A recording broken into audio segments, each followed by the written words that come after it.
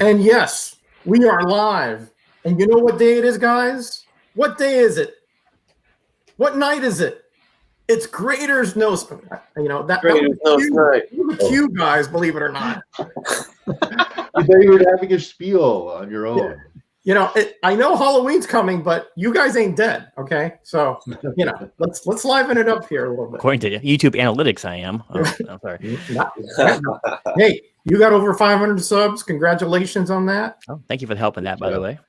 Me, nothing. On the road to 1,000. You know, we got 3 more years, and I am there. Kenny, Miracle, you're next on the list. Okay. I'll start doing spec videos. That should get me some subs. I'm next on the list. There you go. The links, if for whatever reason you guys are watching this show and not subscribe to these guys, which to me is unconscionable, but anyway, just in case, the links are below. You know, we don't ask a lot for admission, but we do ask for support. All right, and that's all we ask for. Guys, it's great to be back with you in this fortnight.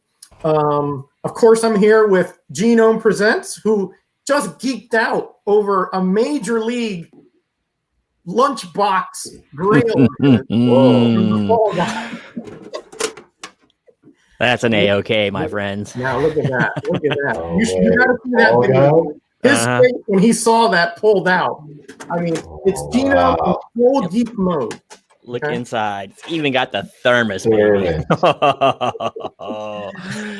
Yeah, that brought me back to 1983. Yeah, I tell you. I mean, that was amazing. And Kenny was the big winner in Biggie Shack's last week's sub drive, and he had a video showing the goodies that Biggie sent him. Great stuff, Biggie, by the way. So congratulations, Kenny, on yet another win, man. I tell you, the rich get richer. That's true. Yeah, I'm on a roll.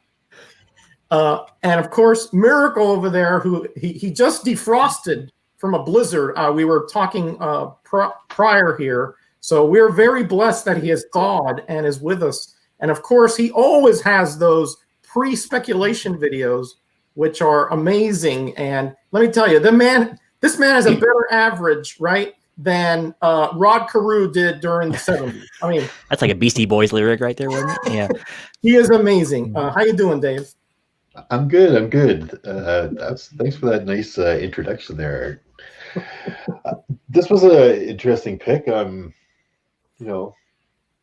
definitely interested in getting into this guy a little bit here. That was, a different kind of read. Yeah, it definitely is a different read, right? But I picked it because of the season, right? I mean, obviously in a couple of days, we have, All Hallows Eve, the monsters and the ghouls and the ghosts and the apparitions and so forth. So I figured, why not have something, that we can sort of sink our teeth in? Come on now. In a horrible way. And maybe that's a double entendre. We'll see. But before we get started, guys, let's talk about the fifth grader here, which is this great chat that every 14 days is here like clockwork supporting us. And we would just be talking to ourselves if it wasn't for these great people here. So, we would be talking who was in here early? I know Unruly Simeon are the best sub in the business. Not a sub, actually. The best frontline guy in the business. Go Wayne. Earlier, I haven't seen him here since. The aforementioned Immortal Biggie Shack, who just had another giveaway sub push a couple hours ago. Biggie. And I think he's going to be having it every week, right, Kenny? Isn't that the plan? Yeah, seems like that's the plan. Every week there's some giveaways to push subscriber count over on the Biggie Shack. He's going for an aggressive push at the goal line here. There you go. Yeah, man, he's pulling out all the stops. Okay, he gets those good comics, and he's pushing hard. And I'm just going to resort to bribery. Check, cash, whatever you guys want. It's incentive, not bribery. Incentive. We have Tim, the comic collector. So glad that you are here with us, buddy. All the way from St. Louis. He's got some man. He goes to this one shop and just I wish I was there because there's like rows and rows of cheap comics that I'm salivating when I'm looking through these things. I'd be happy for a comic shop. Well, I'm sorry.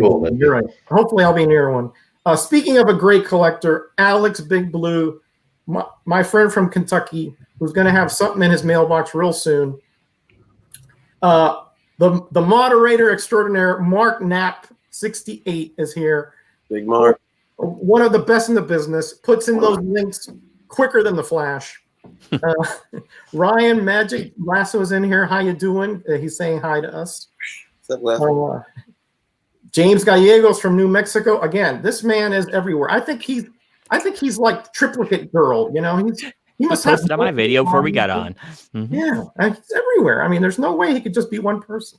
C. Woodard 19, who's doing a great job with his October reads. I'm doing that greatly. Everybody got to check that one out. And of course, we have my Monday night co-host or host, Bub's Comics, is in here. This is one of my favorite books. You better be nice, Bub. Buckle in, because it's going to be a long night for you, buddy. Let's see who else we got. Captain Comics, welcome. Great to have you here. Great collection that Captain Comics has. Oh my word. Amazing stuff. Let's see who else is in here. Mr. Miracle, of course. I'm dressing up as Metarog for Halloween. You're not going to get much candy for that one. Steve, I love Disney and comics. Welcome. How you doing, buddy? BTC Moon Guy is in here. He's been here, I think, for the past few episodes, like very, very loyal. Yeah. Yep. And then I just saw Brett Bottomley. Hi, guys. Driving and listening. I love Plug. Well, I'm glad you love Plug, but unfortunately, there's no Plug in here in this one. But it's a Plug-free episode. We will get another Plug soon. We all got our shots. The Plug is gone. This unfortunately is, well, or fortunately, depending on how you look at it, Frank Robbins. Okay. And James Howard just popped in. Welcome. And I think I'm caught up, guys, unless you guys see somebody that I missed.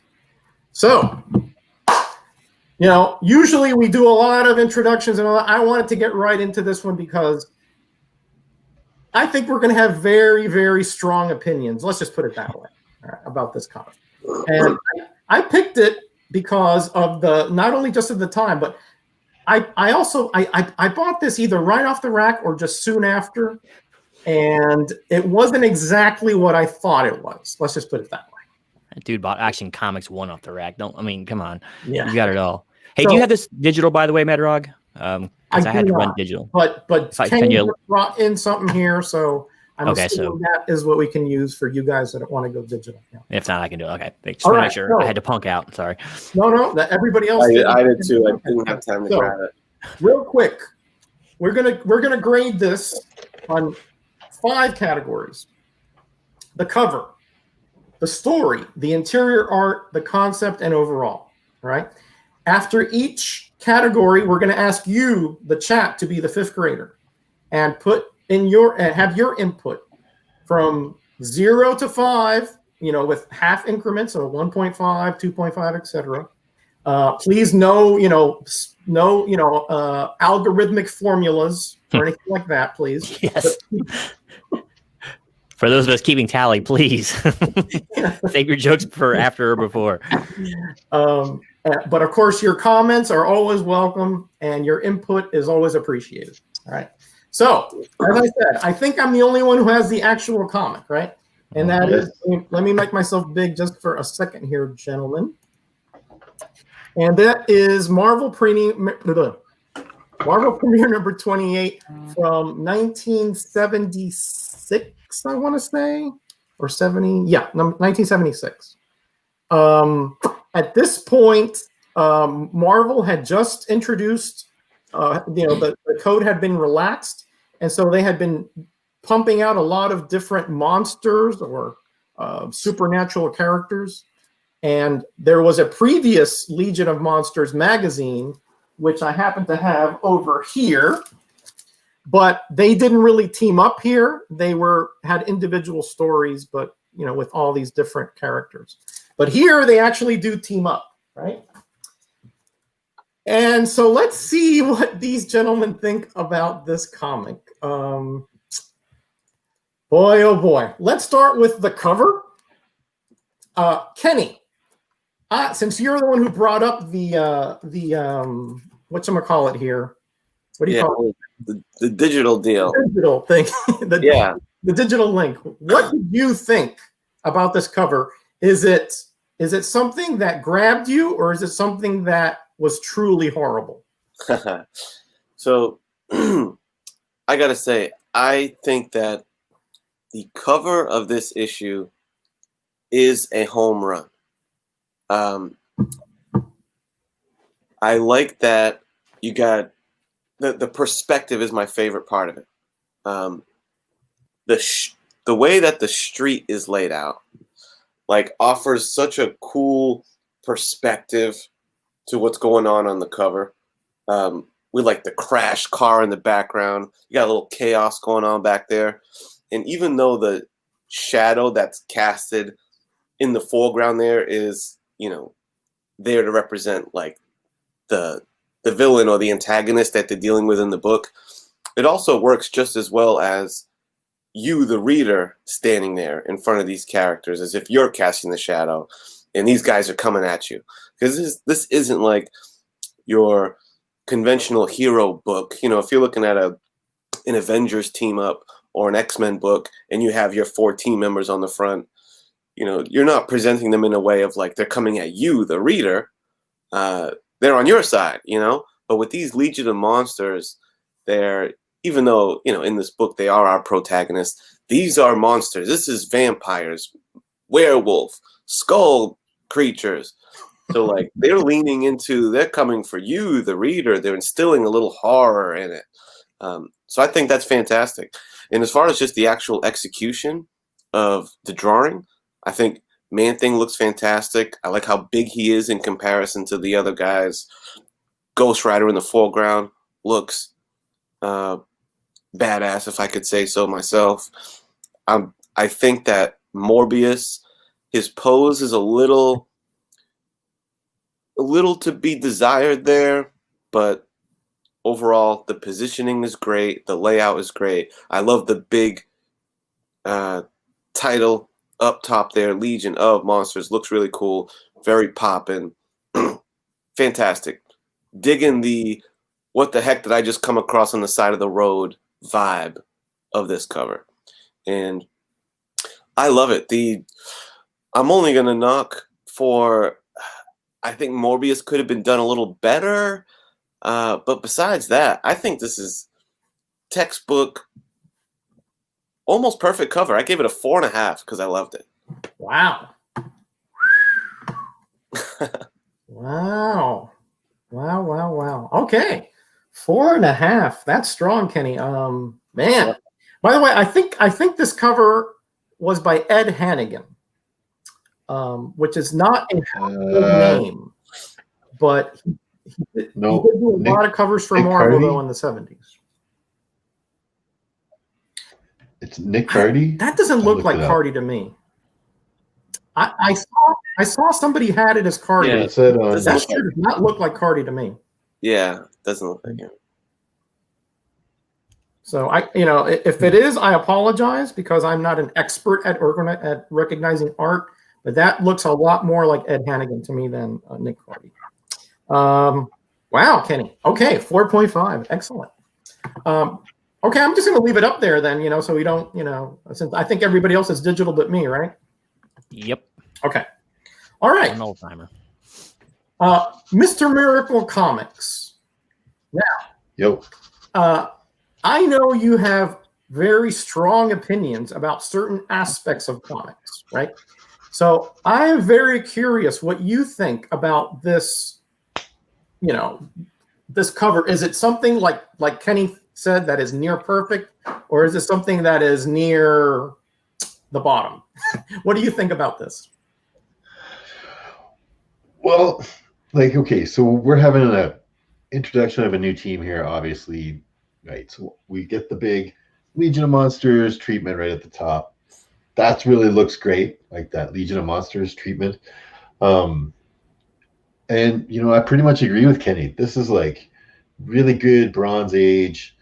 Love the perspective. Love the way that Man-Thing looks. Like, the way he's all slumped over like that, and it's just. But he doesn't like a lot of artists draw him really too frumpy, too too big and sloppy kind of deal. Like I like the way that he draws him here with a little bit of more like mass to him, but not, like a big blob, right? Like he's got muscles underneath that plant matter or whatever. Mhm. The body stuff is cool. And then, you got the whole kind of like all these guys are jumping at you and you're not quite sure what Ghost Rider's doing. He's kind of in between, whoa, stop, you guys, kind of breaking it up, like you and the reader. So that I thought that was clever. It definitely, it has that. Let's put everybody on the team on the cover right away. First issue itis thing. But when you change certain aspects of it and the characters are interacting with the reader like that, I thought it was a very clever play on it. And yeah, it was. I think it's a great cover. I think, especially if you're like a kid or something and you see that bright yellow color, all those monsters jumping at you, and it really feels like you're part of the action, that's going to be one of those ones you're going to want to grab up. So I gave the cover a 3.5. Right, there were a couple little weird things. It could have been a little bit clearer with that. Is there that mountain coming up car crash thing in the background is a little fuzzy and stuff, but I think he was mostly trying to focus on the team members of the stuff. But I thought it worked really well. Yeah, maybe bring that man thing into more of the action, more centered. I don't know, but I gave it a 3.5. I've seen better, but I've seen a lot worse than this cover. That's for sure. Wow. Okay. 3.5. Good points there. Actually, I share your opinion in a few of those for sure. A lot of people are saying that this is Cardi, so maybe it is. It doesn't look like it to me, but like I said, I'm not an expert on Cardi. So I love his stuff on Teen Titans and Aquaman and things like that. But this doesn't look like him, but I could be wrong, especially since he did mostly DC. So. Okay. So, Genome, you're next on the button. What did you think about this particular cover? Is it worthy of praise or is it worthy of poop? Well, which one? Where did it fall? Corpophilia notwithstanding here. This cover is a lot like this book turned out to me. It kind of grew on me. At first, I wasn't too crazy about it. Mm-hmm. But the more I looked at it, the more I kind of liked it. It's not perfect. I'm going to give it the same score that actually Dave gave it. I give it 3.5. It's probably deserving of a little more than that, but there's some things that are kind of weak on this. Let's start with some of the weaknesses. That foliage on the sides of the roads is really shoddy. That's lazy work there. And if you look at that gray car, you can't see it too good on the screen here. That second car that's in the rubble back there, that's like something out of an Archie comic. It's so funky looking, man. I mean, that's just being nitpicky, right? The third thing that really bothers me about this cover, and I've like this throughout this book, Ghost Rider does not have hair, right? This looks like hair on his head. Like he's got this huge receding hairline, and it's like that throughout the book. It's not just here. I don't like the way those flames are at all. And I don't like him having actual eyes either, but whatever. That's just a minor thing. But really, that's where the complaints end. Some of the background stuff is pretty weak. But everything in the foreground looks just great. Man-Thing, it definitely steals the show there. And no one else brought this up. The inking on these 4 characters is top-notch, man. It's perfect amount of shading and shadow.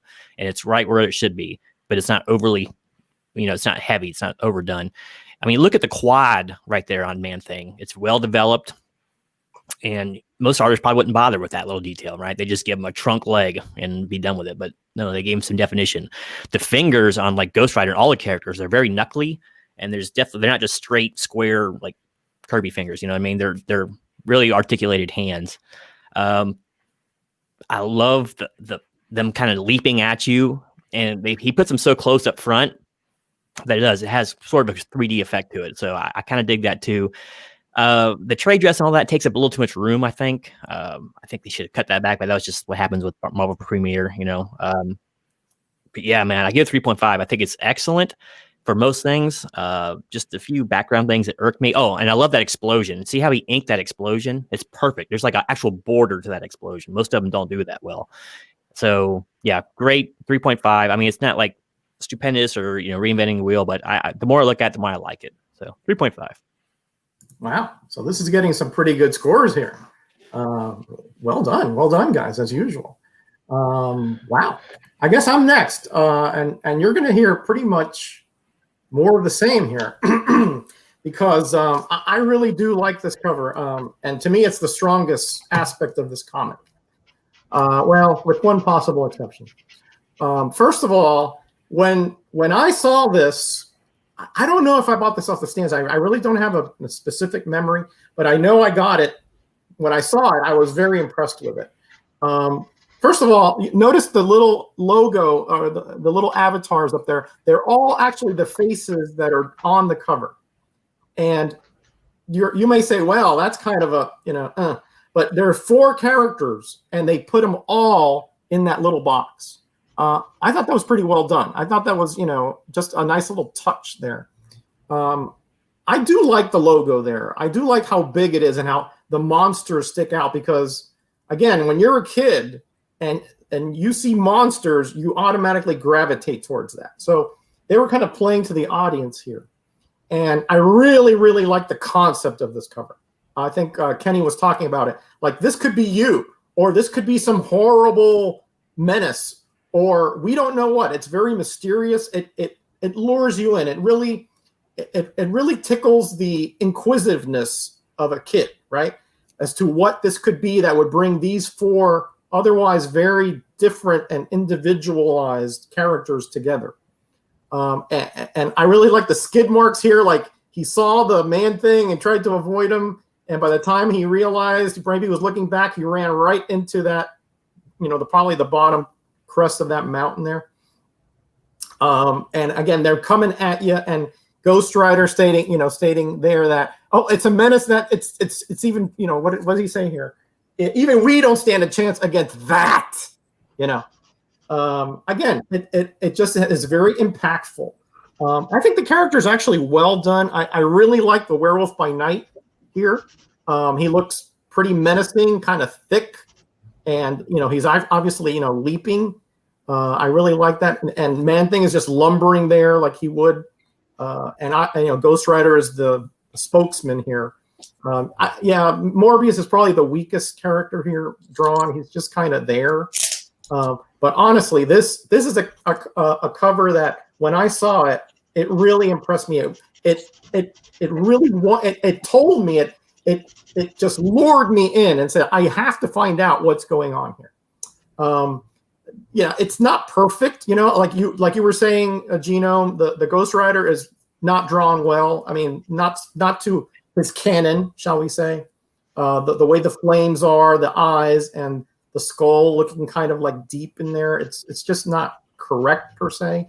And like you're right, and the kind of the backgrounds are a little sparse. They're just like little lumps there instead of taking the time to make some nice foliage there. That would have been nice. But honestly, that's nitpicking. So I give this a 4, a 4.0. 4. That's some pretty impressive scores all around. Yeah. Yep. Yeah. Pretty solid outing. Yeah. That doesn't happen very often with us. Mm-hmm. No, but as Bronze Age covers go, man, that pretty good. I like, it's creative, and it's like that element of bringing the person into it. That you got extra points for that, like big time, right? Like, because it goes beyond than just the picture, right? Now you're interacting with the audience members. It was really smart.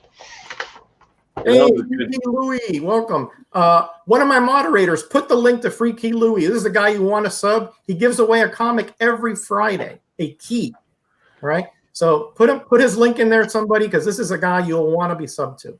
Cool. Good. By the way, you guys were on fire tonight. Great analysis. I mean, Kenny with his usual, in-depth existential stuff, and Genome, which looks at every little picayune thing. Yeah. And of course, Mr. Miracle with his very Stark's opinion. So great job, guys. But now we got to go to the real experts. The chat, the 5th grader.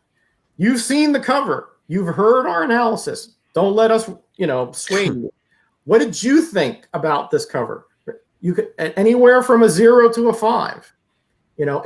Was this as good as we thought it was, or are we just fooling ourselves and we're Bronze Age, apologists, for lack of a better word? So let us know while we talk about and say who knows what about this. But again, for me, being the eldest here and actually seeing this either on the rack or soon after, for a kid, this was like near a 5, because there's no way you were passing this one by. Not with monsters on there, and not with all that blurbs, all those blurbs enticing you, actually like hypnotizing you in a sense to see what the heck is going on in this comic. Yeah, like when this came out on shelves, especially if you were, a kid, the Comic Code Authority had only just allowed monsters not too long before this, like not even 10 years before this, right? Yeah, correct. It was like 68 or something. They finally, like, you couldn't have a vampire, you couldn't have a werewolf. Ghost Rider would have been right out of the whole picture. Everything would, like, all these characters wouldn't have been allowed into the Comic Code Authority. Correct. Edgy stuff. Good takeaways from your reviews. Genome, great point on the inking. The inking really is top notch on that. I like Miracle's observation that I didn't notice until you said it. At first glance, it looks like Ghost Rider's kind of just coming at the target there in the front. But you're right. He's actually doing more of separating the two when you really look at his hands, which is pretty clever considering the inside stuff. Yeah. And Roger, I didn't really notice the corner box with all 4 of their heads until you pointed it out. So. Listen to this. What an amazing cover. It drew me in, and the thought of all those monsters together was exciting to see. And I was an adult when I saw it. Artwork was classic Bronze Age goodness. Love the yellow. Yeah, that's Aaron, my buddy from over there in Pasco County. Great to see him again here in the chat. I hope you are safe and the family as well.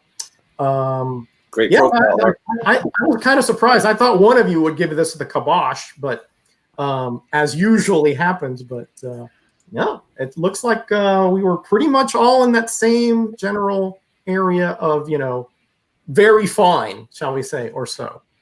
On the cover. On the cover, Mm-hmm. yeah. Things are not going to look up as well, perhaps later on, but we'll see about that. Okay, let's give them another 30 seconds, guys, and then we'll move on. Okay. Because we got a lot to cover. Everybody sub up Freaky Louie. Remember that? Trust me, you'll want to see this guy's vids on tomorrow. I do a lot of community building on my live stream. It's just in my DNA, You can't help it, man. It's your mayoral attitude. Okay. All right, Gino, what do we got? You did notice Bubs over here, right? Yeah. He's right. He's actually right about that. Yeah. Kids still bought comics then. Yes. There was very few adults back then. And the chat score is a 4 on the nose. It's over, but I had to round down. So Had to round down. Okay. Oh, close enough. I'll take it. All right. Seems like we're all on the same page there. yeah, Yeah. none of our scores are all that far apart. So Yeah. That's other than Kenny. And we miss seeing your videos because your non first appearance key videos are some of my favorites. So anyway, I'm talking to Aaron there. All right, so I digress. All right, so next, guys, let's get to the story, which was written by Bill Mantlo. I know there's some Mantlo fans in the chat here, so we'll see what happens here. He was played by Andy Griffith on TV. I remember that. Yep. Well, Genome, since you have an opinion already, let's start with you. What did you think about the story or whatever it is in this fine issue, or is it fine? Let us know. This story, once again, a lot like the cover, and like basically this entire book, it grew on me more than I thought it would. I started out not caring for it. Let's just get some things right out of the bat. This is written like a Bronze Age comic, or even more like a Silver Age comic. It's kind of a lot of dialogue from the main characters. Ghost Rider won't shut up to save his life. It's so lame. It's not even thought bubbles. He's actually speaking out loud constantly during this book. Very annoying, right? So yeah, you want to not like it by default.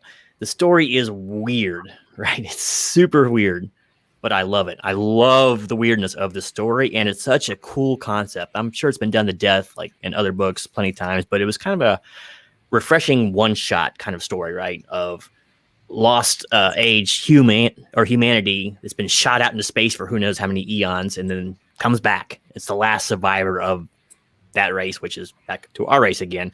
And what does he do? He brings a mountain back and lands it in LA, in the middle of LA. Just out of nowhere, there's a mountain in LA all of a sudden. It's awesome. And it kind of gives, he doesn't really say why, like the monsters are drawn to it though. It just, they all are kind of drawn to it like the magnet. So is that like a reference to Monster Magnet? I don't know. Pre 90s band stuff. So, this story is so hard to figure out sometimes. It's super simple, and I don't know why I like it so much. I really do. I love this concept of the lone human who's no longer, he's basically evolved into some meta-human form. We don't really know the extent of his powers. He has dream powers and physical altering powers. Doesn't use it during combat. He's generally confused why he's getting attacked by all these monsters, or basically, I don't think he even sees any of the humans. So does he think in his mind this is what they've all evolved into, was into these monstrous beings?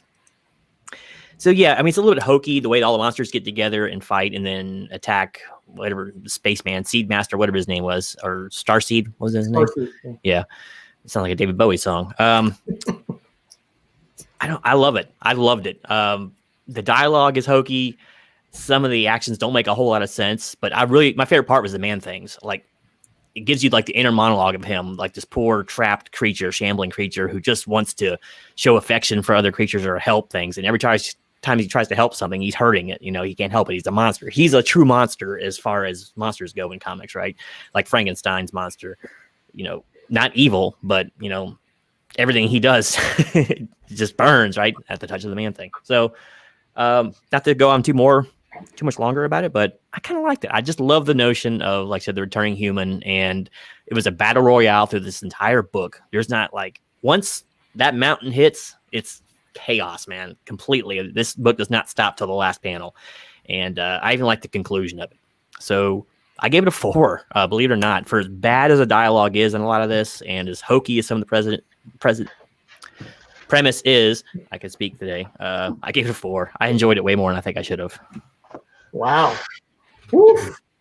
Kenny's face. that really shocked me.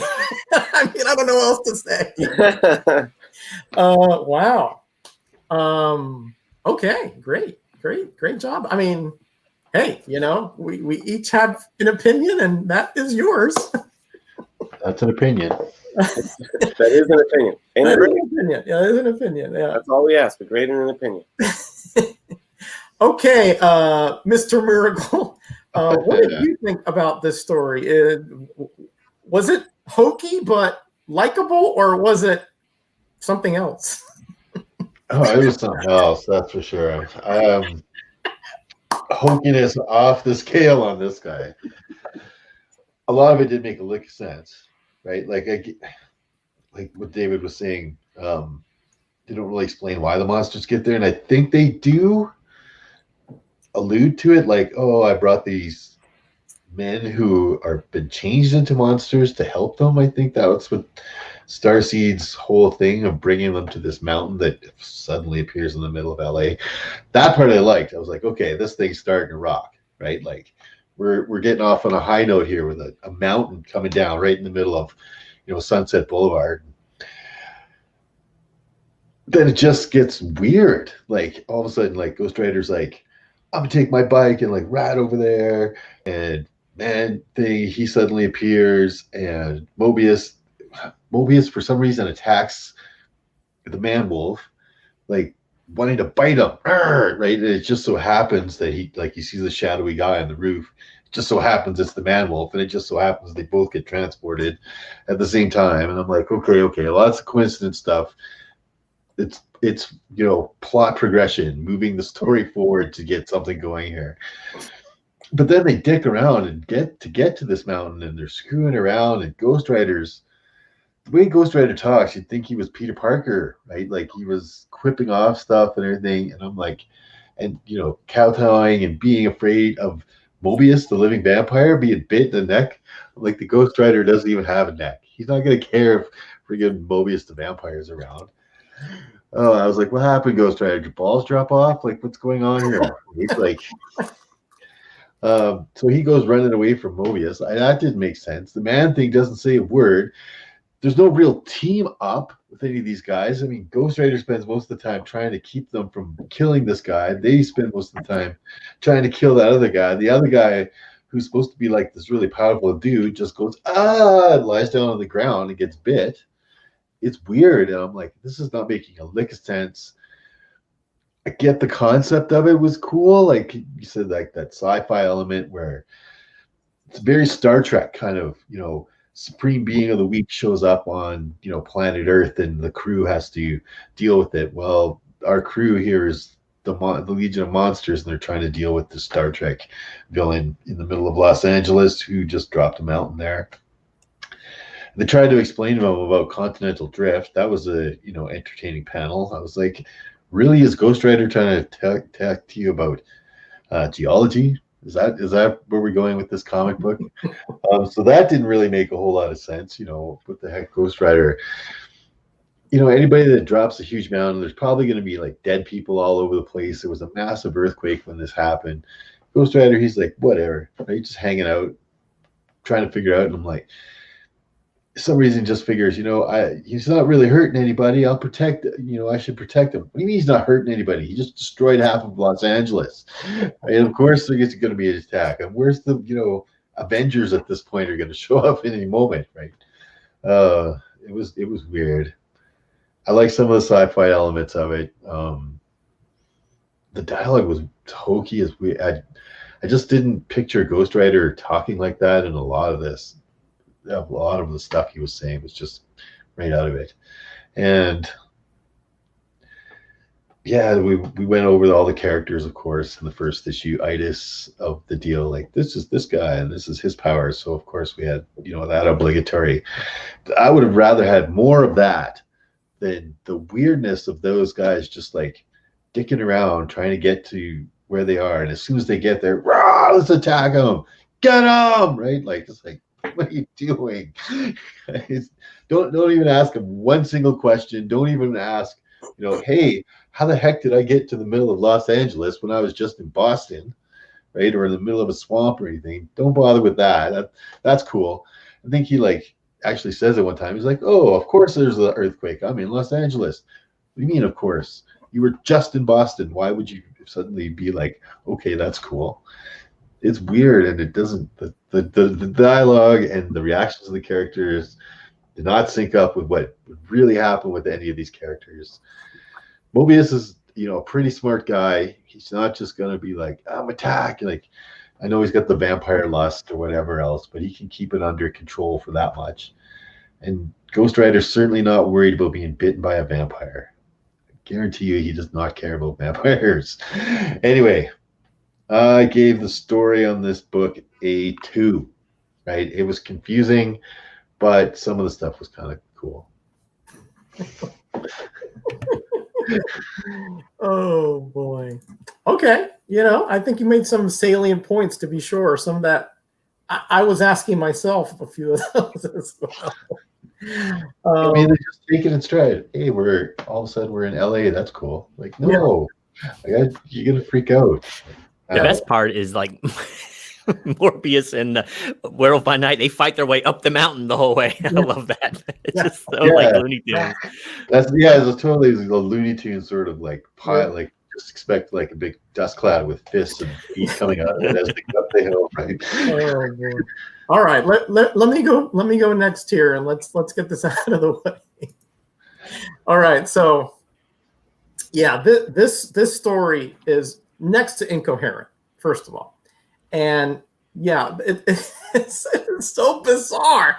Honestly, when I see the title Legion of Monsters, right, I expect that there was some kind of event that required them to come together, because they have supernatural qualities, and only this certain team, could be picked maybe by by Eon or by some kind of elder of the universe, because it's such a menace that only they can possibly meet.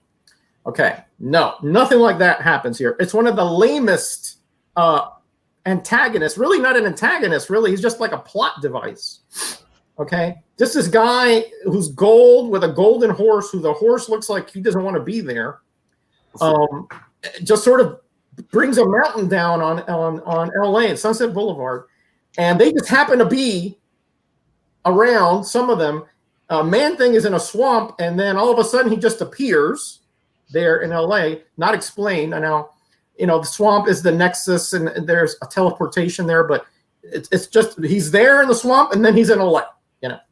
And then, like Miracle was saying, out of everybody in the whole place, Morbius picks Werewolf by Night to take a bite out of. He just happened to be flying. Well, I'm hungry. Oh, that's a wolf, man. Forget it. Okay, so everything is just so forced, right? And the dialogue is okay. I don't mind hokey dialogue here and there, but boy, this is taking it to like really another level. And Matt Lowe does this every once in a while and drives me crazy. He loves writing in the second person, which you don't hear much, right? Like he'll say in the splash page, right? He'll say, "Once you were a man, a chemist named Ted Salas, until a top secret experiment went awry and you changed." Why is he talking to the Man-Thing here? No, I don't know either. It's a bizarre kind of way it's introducing them, but it's just a bizarre kind of dialogue that he uses that is just doesn't work here, shall we say. And the plot is, I get it. It's like it's sort of turning it on its head. The monsters are really the ones that are to save the day, and the human is the menace or the threat. Now, the concept of the story, I think, is excellent, right? I'm not going to say too much about it, but it's sort of like you have to be careful here about, making snap judgments, because what you think could be a threat could be your savior, right? So I get that. I like that little twist of the story there. That's true. But that's pretty much the only thing I liked. Some things were just so bizarre, right? Like Ghost Rider. I mean, Matt Lowe must not have read a lot of Ghost Rider comics, because he doesn't talk this way. He's not this judicious. It's sort of like he has some kind of precognitive thing. And then he sees this guy on the horse, the golden guy, and he says, "Oh yeah, I've seen you in a dream in my past." Where did that come from? It wasn't explained or even hinted at. Everything is just so contrived, right? Like he's there because he was kidnapped by these aliens, because he was in a mountain in some caverns, and he went to a whole other planet. Okay, now why the aliens took the mountain, we don't know, and then why he's bringing it back, we don't know, except that this is where his origin was. So maybe he's coming back home. And then he says, "Hey, man, when I left was full of violence, and they would attack for no reason. But yet he's surprised when he's attacked by Werewolf by Night." Again, it's just back and forth. This doesn't make sense. It's just bizarre. It's all contrived to get these four characters together, and they don't work together. They actually fight each other for most of this comic. So to call it a legion of monsters is really a misnomer. It could have been Battle of the Monsters. That would have been a little bit more of a accurate title. Oh, it's so frustrating, because I really wanted to like this comic. I do like a little bit of the concept of how they attacked and actually could have had their humanity back. But man, Matt Lowe just is so hokey, and the plot is so contrived, and every single thing is just so convenient for. It's not clever in any aspect except for that one plot device. I can't even give this a 2, Mr. Miracle. I cannot even give this a 2. 1.5. And I only give it a 1.5 because I do like that little sequence, right, where the monsters see that they could have been human, except that they attacked without fully realizing what they were doing. 1.5, and I kind of almost gave it a 1. I almost gave you one. Blind. We had a few guys come in here. D-Runk, how you doing? George came in. Rod, just a Rican, welcome. Steven Spock, I hope you are both doing well. All right. Kenny, you're bringing up the rear here on this one, buddy. Okay. So, what did you think? Is this as bad as Miracle and I think, or are you, having some kind of epiphany with this comic like Genome did? Let us know what you think, sir. Yeah, and I think, to quote Genome, he said sometime at some point in his review, he said, I don't know why I like this comic, but neither do I, man. I'm not a stickler, because one game I don't like to play when it comes to comics and even some movies and stuff is I don't like to logic pick things apart, because it's not fun. It's usually not in the spirit of the comic, and there has to be some suspension of disbelief when you're talking about monsters and heroes and magic powers and all that. But we got to have some coherency. Everyone's motivations in this book are totally whacked. Could we bring up that digital screen so it would help me illustrate a couple things? So, what was amazing to me, the collection of all the characters onto Sunset Boulevard, which, by the way, a big mountain showing up on Sunset is a cool place to start. I think that's interesting, builds a little intrigue, makes for a great page, and just is a big disastrous event. Ghost Rider happens upon it. He is a chatty Cathy, uncharacteristically. They just said he's going to be the leading man, so you have to be like the good guy who's trying to reason with everybody and the well-intentioned guy the whole time. And it's just a little out of character for him. But the amazing, it's totally random how Morbius and Werewolf come across it, but it is astounding the way Man-Thing comes across it. Because Man-Thing is in the swamp, and it says here on the page,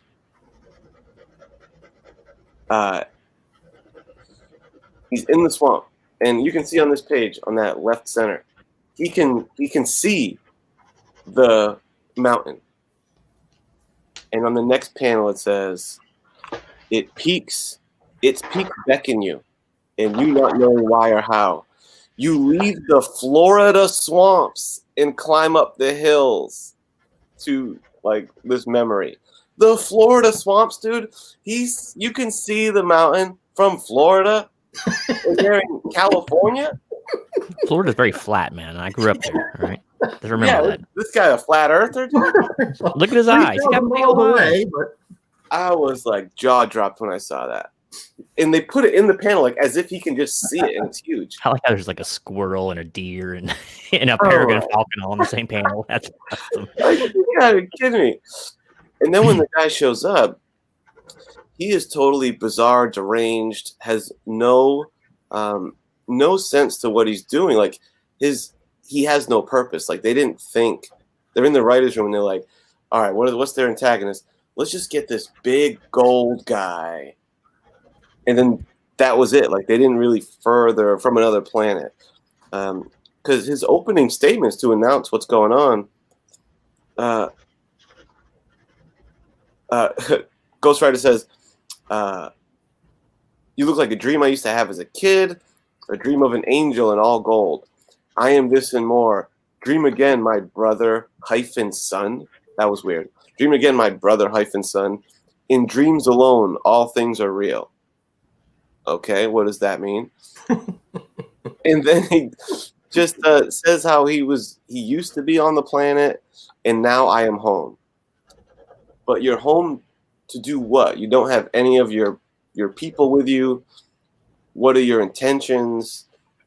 Like he's just, I am home. And that's freaking everyone out. I guess just on the strength of that mountain, but that's not enough, man. Why is Ghost Rider the voice of reason here? everyone else is just fighting amongst themselves. You never really get more motivation from the gold guy. And then when he gets defeated, the way they resolve it to you on this last page is he's laying down on the ground. The last panel you see of him is him laying on the ground. And he says, "No, the dream is over. My time and place must pass with it. I am going home." Then it's Ghost Rider just doing like the Bruce Banner Incredible Hulk TV show, walk away. But what do you mean I'm going home? Did he go on a spaceship back to the planet? Did they kill him? Did he just die? Like, what happened? What does he mean he's going home?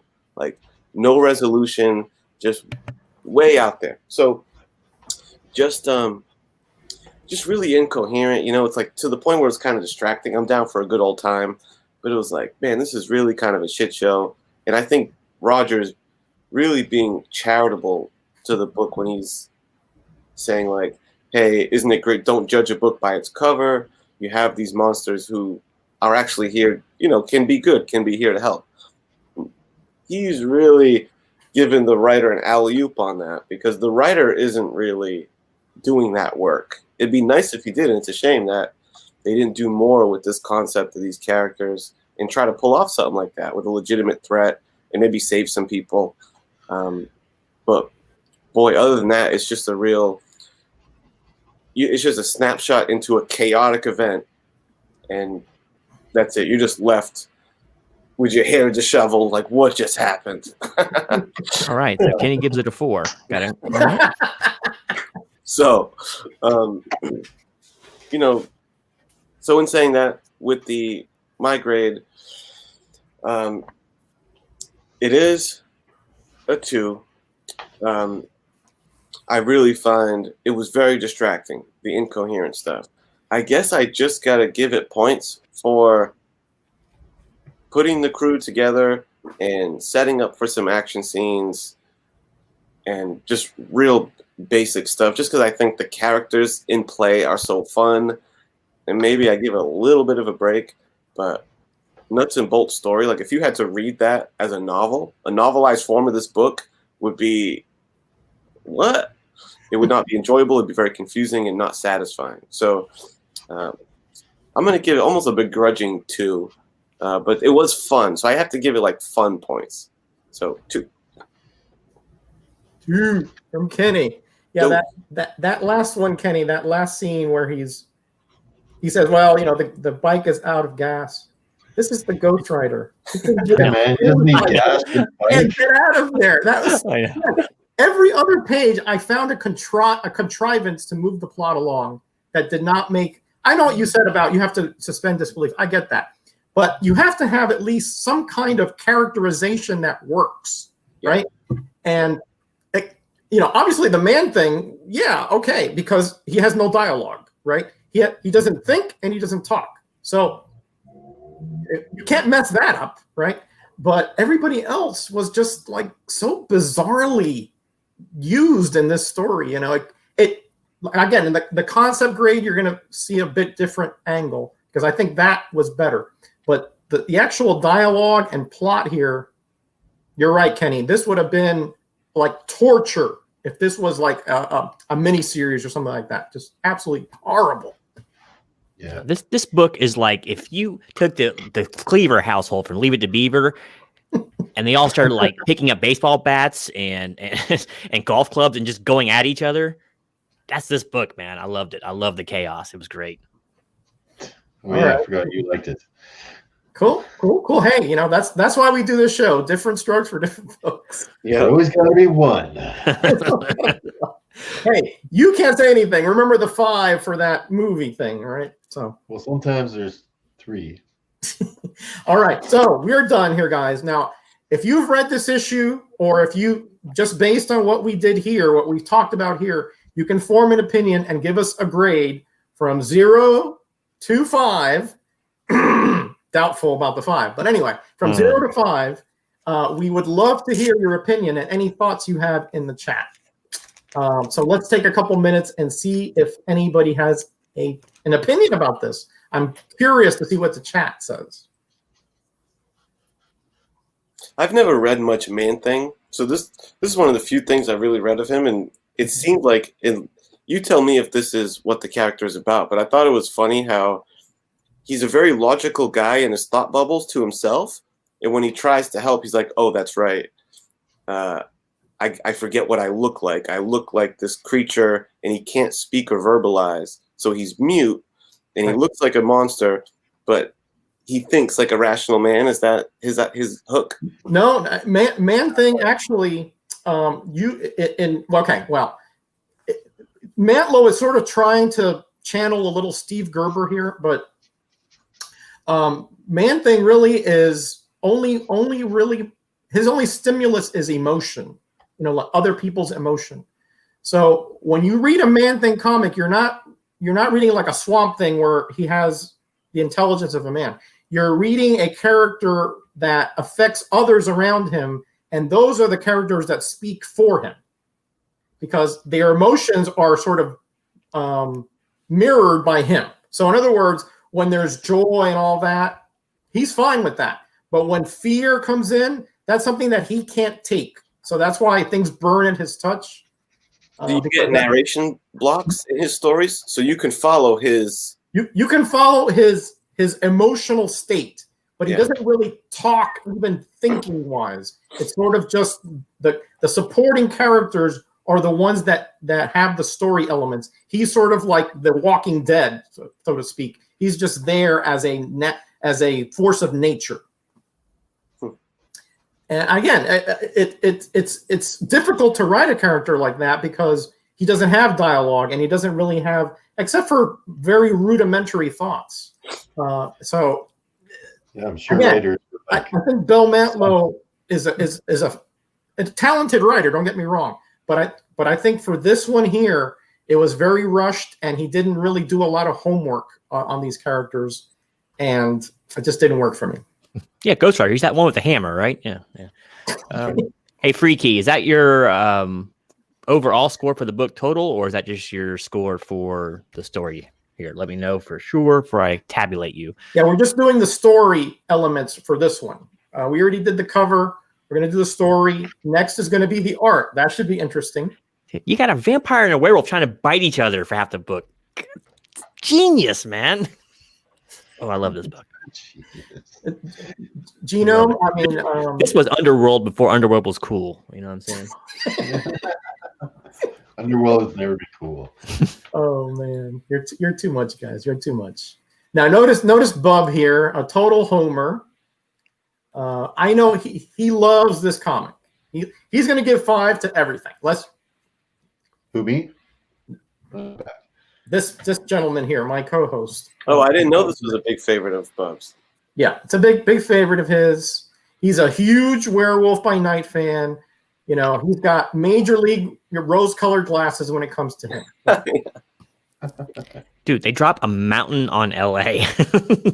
You don't need rose-colored glasses to know that's cool, right? Okay, that's cool. That's true, but you got to give me more than a setup and everything. It's the setup and the resolution were the good parts. Everything in between. Oh, it's perfectly self-contained. The story ends right there at the end. There's nothing left going to happen. He's dead. he kind of, I think a breeze hits him or something and it just kills him. Since he's been gone for so long. I don't know if he's dead. Well, he was bit and then he was put off fire by Man-Thing. So I assume he's dead. When he says he's going home, he's going back to Earth. That's where he's from.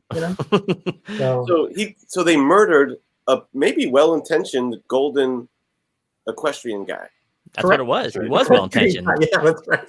That's not right. He didn't really pose a threat at any point, other than he was naive about how the Earth had evolved. He didn't really pose a threat other than dropping bombs on cities. Was it you? They said there'd be corpses strewn everywhere. Actually, wouldn't that get Ghost Rider's dander up some? I would think. But that would get most of Earth's heroes in the dander. I think the Fantastic Four. The writer put a couple. The writer had like a couple little jabs to LA in there too. I don't know if you noticed. He's like, LA ain't nothing to write home about, but at least it's something. Like you can tell they're like poking fun at Los Angeles. I've been there before. There isn't much to talk about. Yeah, All right, Genome, what do you got? Believe it or not, we have a 2.75, which makes this a 3-book. Wow. Yeah, Bob really skewed this up. Yeah, here. he was the outlier. Yeah, I was too, though. Oh man. Everybody's allowed their opinion. Look, because well, yeah, actually, Joe gave it a 3.5. So that was There were some decent scores in there. That was a decent. My score. gosh, just shut Ghost Rider up. Like, was it Kenny? You said he's like Peter Parker. He's like being Spider-Man there. Or was that you, Dave? I can't remember who said it, but Dave. that was exactly like him. Loud, verbalized monologue, lots of little quips. When does Ghost Rider make quips? Yeah, it was so out of character on this. I mean, it was not even funny. Hey, Russ, how you doing? Good to see you, buddy. I hope you get the power back. I did like how the We're Up By Night didn't have any monologue at all. He had nothing, no thought bubbles, nothing. I like that. Made him very feral, you know. We're Up By Night. Yeah, I don't think he had any dialogue of even internalized inside, did he? I don't think so. I think only when he became human for that split second. Or whatever. Yeah, he said his name. Yeah, that was a cool panel. Like when they all reverted and they knew their names. I thought that was a really cool touch. Yeah, here, get rid of that. Hey Jackson off there. I want to get another screenshot. Hold on. Oh, okay. No, did he freeze like that? Don't anger him. Oh, he came back. He don't like me when I'm angry. Oh All right. man. All right, guys, let's move it along. We're an hour in. We're not even halfway. Are we halfway done? Not even halfway done. So let's get going. Art. I'm being succinct. What was that? I'm being succinct here now. Well, true. The interior art. Let's get to the part where I don't know. This may be controversial as well. Frank Robbins and who did the inking? Steve Gann, I think. Okay, let's see. Who went first last time? Genome. Kenny went first time. So let's go to Mr. Miracle, right? All right. What do you think about this interior art, Mr. Miracle? Give us the lowdown, sir. Could you actually throw it up on the screen there for me? Oh, Kenny, could you put that back up, buddy? We're all doing this electronic style. Can you leave? Yeah, you usually left. There you go. Back to the beginning. Yeah, this interior art definitely took a downward turn from the cover. A big downward turn from the cover. Anatomy is weird. There's like several non-existent backgrounds. This panel here with the earthquake, I thought it was pretty decently done. I mean, how do you draw an earthquake, right? Like, so I thought he did a good job there. Keep going. But then it just loses it, man. Like, this is good. When we get to the werewolf stuff and the Morbius stuff, like, Ghost Rider. I hate Ghost Rider the way he made Ghost Rider look. Like, look at those big, deep. I don't know what's the matter with that Ghost Rider, but that's an ugly Ghost Rider. Same with all the characters. I don't like the way the characters are drawn. We've seen a lot better, and it's not like, it's the paper or nothing. No. These are. Sometimes you wonder how these people get their drawings. The inking is done, and the inking is actually Karen Manto, the writer's wife. She actually did a good job. Maybe that's why he got the writing job, right? But yeah, look at go back to just right here. Like, look at the anatomy on the wrist of the freaking Werewolf by Night there. You just keep going a little bit. He's going to get a big gut when he comes into our next scene. Oh, yeah, look at that big stomach coming up in the corner there. Yeah. I had a few donuts on the way over for that jump. So, like, lots and lots of inconsistencies in this anatomy here. And then weird poses. Like, there's this one where the Werewolf by Night, he's got his hand, like you can't, not even a werewolf could do this pose, right? And he's jumping around in there. Lots of lazy stuff going on. Oh, this was the big splash page, right? Splash page, which was wasn't like I've seen so many like kapow, but here he shows up in this big golden horse, and it's not really that splashy. And Man Thing's shrinking down in the corner there. Mobius is getting bigger, and I don't know. It's weird. It's a weird panel. It doesn't catch your eye really. I had to actually flip back and go, wait a minute, that was the splash page, right? So I went by it and I was like, whoa. All right, and I went back. Yeah, so keep going. Lots of inconsistencies, weird faces. Don't like the way he renders characters, period. Man, you wonder sometimes, do you got an uncle who works in Marvel? Did you win a contest? Is it really, really hard up that month to find anybody that could draw half decently? Because this is terrible. Characters are weird. Poses are weird. It's like he's trying to be like a Kirby or a Temp, but he's just not there, right? It's just a little bit off and weird and not right, and weird perspectives and plain backgrounds, and yeah, maybe he was trying to keep up with the cover art. Maybe the cover art came up first. He's like, oh geez, now I got to try and draw stuff, but it didn't really work out. Those big sunken eyes and Ghost Rider, and the big sunken eyes and Morbius. It's not. I can see why this wasn't a hugely popular comic when you read the inside. The story really matches up with the art. That's for sure. They both of them are no bueno. And not happy. I would if I bought this as a kid, man. If I paid 25 cents, I think was the cover price for this at the time. That's a double issue almost. No, I think it was a regular price. But you mowed a lot of lawns to get 25 cents back in the day, back in 1976 when this book came out, right? Quarter meant something. You went to the movies for, well, no, that's not true. Nobody went to the movies for a quarter at that point, but 9 more and you could go to the movies. So, spending your quarter on this book and then having this kind of weird story doesn't make a lot of sense. And there's weird, drawings, especially if you're used to the Ghost Rider Plune and or Plune, right? And then, and his stuff had it was Bronze Age. It was, quickly drawn as most of those comics were at the time, but it had something, right? It had that when you looked at his Ghost Riders, they looked right. When he put Ghost Rider in the poses, they looked right. Here, it just doesn't look right. His anatomy is, I don't know what he's doing. I don't know. He must have come off of some independent comic company and had a nice resume, had his wife type up his resume for him. And she got an in at Marvel Comics because she's actually a pretty good inker. The inking. Oh yeah, I'm getting the 2 guys mixed up. Sorry. This is Frank Robbing, right? Right, Frank Robbing. Yes. Yeah. So maybe gobble you. She probably got her husband the writing job, but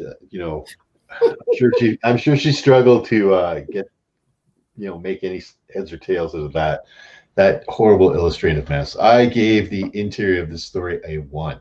I did not like the interior of the story one bit. I'm not even giving it. I'm only giving it a 1 because it's a Bronze Age, and I'm just going to cut it some slack on that basis. A 1 is me cutting it slack. Wow, A1 is cutting it slack. Wow. This was Raver level art. Razor level. Raver level. Watch your language on the show. That is man, talk about faint praise, right? Wow. This Brett makes a good point here. Robbins was a golden age artist, and he also did what I thought a pretty good job on DC's Shadow. But anyway, I am not of the camp of his distorted types of figures, right? I guess. Do I go next? I think I go next, right? No, do I? Cover, story, art. Yeah, I guess I go next. I think you'd be next, yeah. It's your show. You go when the heck you want. I lost my way here. Hey, Chad, how you doing, buddy? Yo, 90. Yeah, Grader's notes is 90. You're right about that. but not the grade. Let me play it this way. All right, so the art, yeah. I mean, Miracle, I think, has some pretty much has got it down here. Frank Robbins is an acquired taste. I understand that. But he's not my taste, right? There's one series that I jettisoned from my collection because I so abhorred the art, and that was Human Fly. It's a running joke here, right? And mostly because, hey, Matt, how you doing? Good evening. Good to see you here.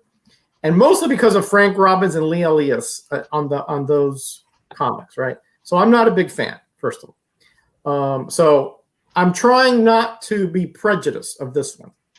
But I honestly, except for the Man Thing, I think the Man Thing, the way he does the Man Thing is not bad. It kind of fits his style because he's pretty much a muck monster. And so it's pretty hard to mess that up. I think, it's not bad. I mean, his anatomy is kind of that has that vegetative state like a Man Thing is, since he's made from swamp, essentially. So I do think that he did a fair job with that. But boy, this Werewolf by Night, man. I mean, look at this upper panel here, guys. Is he walking like an Egyptian there? I mean, what is that all about? Yep, I was thinking the same thing. Yep. Now there comes your copyright claim. That's the one I was looking at with the weird wrist. Yeah. What's going on here? What is that all about? And then Morbius sometimes has this huge forehead and this really like trailing kind of hair, and other times it's kind of narrow. Look at here. Look at his face there. I mean, his art just always strikes me as almost like unfinished or very rushed. And then there's one where Ghost Rider is mounting his bicycle, and he looks like a giant compared to the bicycle. Let me see if I can find that. Just his perspective and anatomy are just so far off from what I expect in a professional comic. That I don't know. I don't know what else to say except that it just doesn't work for a comic where you want to see a character in their maybe not their classic drawn classically, but at least drawn consistently to who they are as a character, right? Here's another kind of walking like an Egyptian here. I mean, he's just obsessed with this thing here with the werewolf. It's just something bizarre. And this splash page here, I mean, look at that horse. Look at the expression on that horse. It's just weird. I mean, every one of his characters, like Miracle is saying, it's like they're double jointed or triple jointed. I mean, look at the Ghost Rider's arm here. Look at his right arm. It looks like it went through like some kind of twist, like a twisty. Like what do you call those things where a spindle? It's just so bizarre. And this alien looks ridiculous. Absolutely ridiculous looking alien there. With that, Cyclops and these, I don't know. It just doesn't work. And look at and the Starseed, his nose is never the same in any two panels. I looked. There, it's either to the left, to the right, up or down, but it's never the same. And that's kind of a nitpicky stuff, right? But it just doesn't work. It's everybody is like look at this Morbius here. I mean, it's like he was grabbed by his feet and his hands and put on a rubber band and sprung out. I mean, it's like he's rubber. It just doesn't work. I mean, it's very distracting. It's very like Miracle was saying. Some of the backgrounds are very scant. But that's the least of the problems here, honestly. Except for the Man Thing, I do like. I think that was his Man Thing was, serviceable. Look at this panel here. Look at this mess here. What kind of expression is that? It's just so off. Yeah. And the Ghost Rider. I mean, sometimes he's drawn like he's balding in flame, you know, like there's no flame in the front. It's all like wind driven.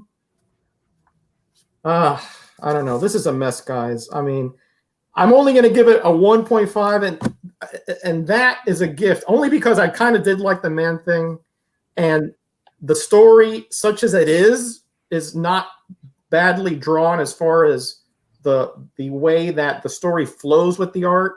But the story is so bizarre to begin with that that's not saying a whole lot.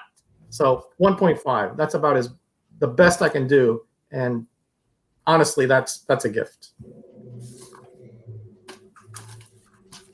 Kind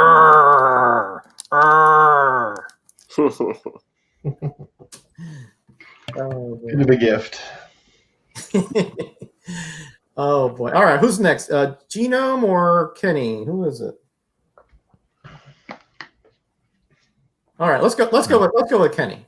I want to see what we'll leave Genome and his and his rose-colored glasses for the end here. Yeah, what do you think about the art in this thing, Kenny? Okay, so I definitely agree with you guys on a lot of points. Anatomy, body poses, and facials are pretty bad in the book. But there are some redeeming things here and there. Like I think the opening page is great. Great way to lay out intro to the 4 characters to just do the long vertical panels. That looked cool. I think Miracle noted that the earthquake page was pretty well done, and I agree. I thought that was great. In this opening shot, I was like, all right, this is pretty sweet. By page 3, I'm in. I'm on board. I like the Sunset Boulevard, street sign, kind of disheveled with this mountainous and a cool title, popped up on the bottom there. There's a mountain on Sunset Boulevard. It's just very alluring. Then you kind of start to get into some of the nitty-gritty in the storytelling panels. And I think he's bad at drawing motorcycles. The Ghost Rider's, he draws it well, like from behind. But anytime you have like a face-forwarding shot of Ghost Rider on that bike, it just looks off to me. I don't like the way he designed the motorcycle. And I, too, really am not a fan of like the fire hair look that they have. Like this panel is one of the worst. It's got like that Hulk Hogan hair, like where it's all bald, but he's got the horseshoe. Right. It looks like that's what's happening, and it's like windy or something. So you're not getting the sense that it's a skull on fire.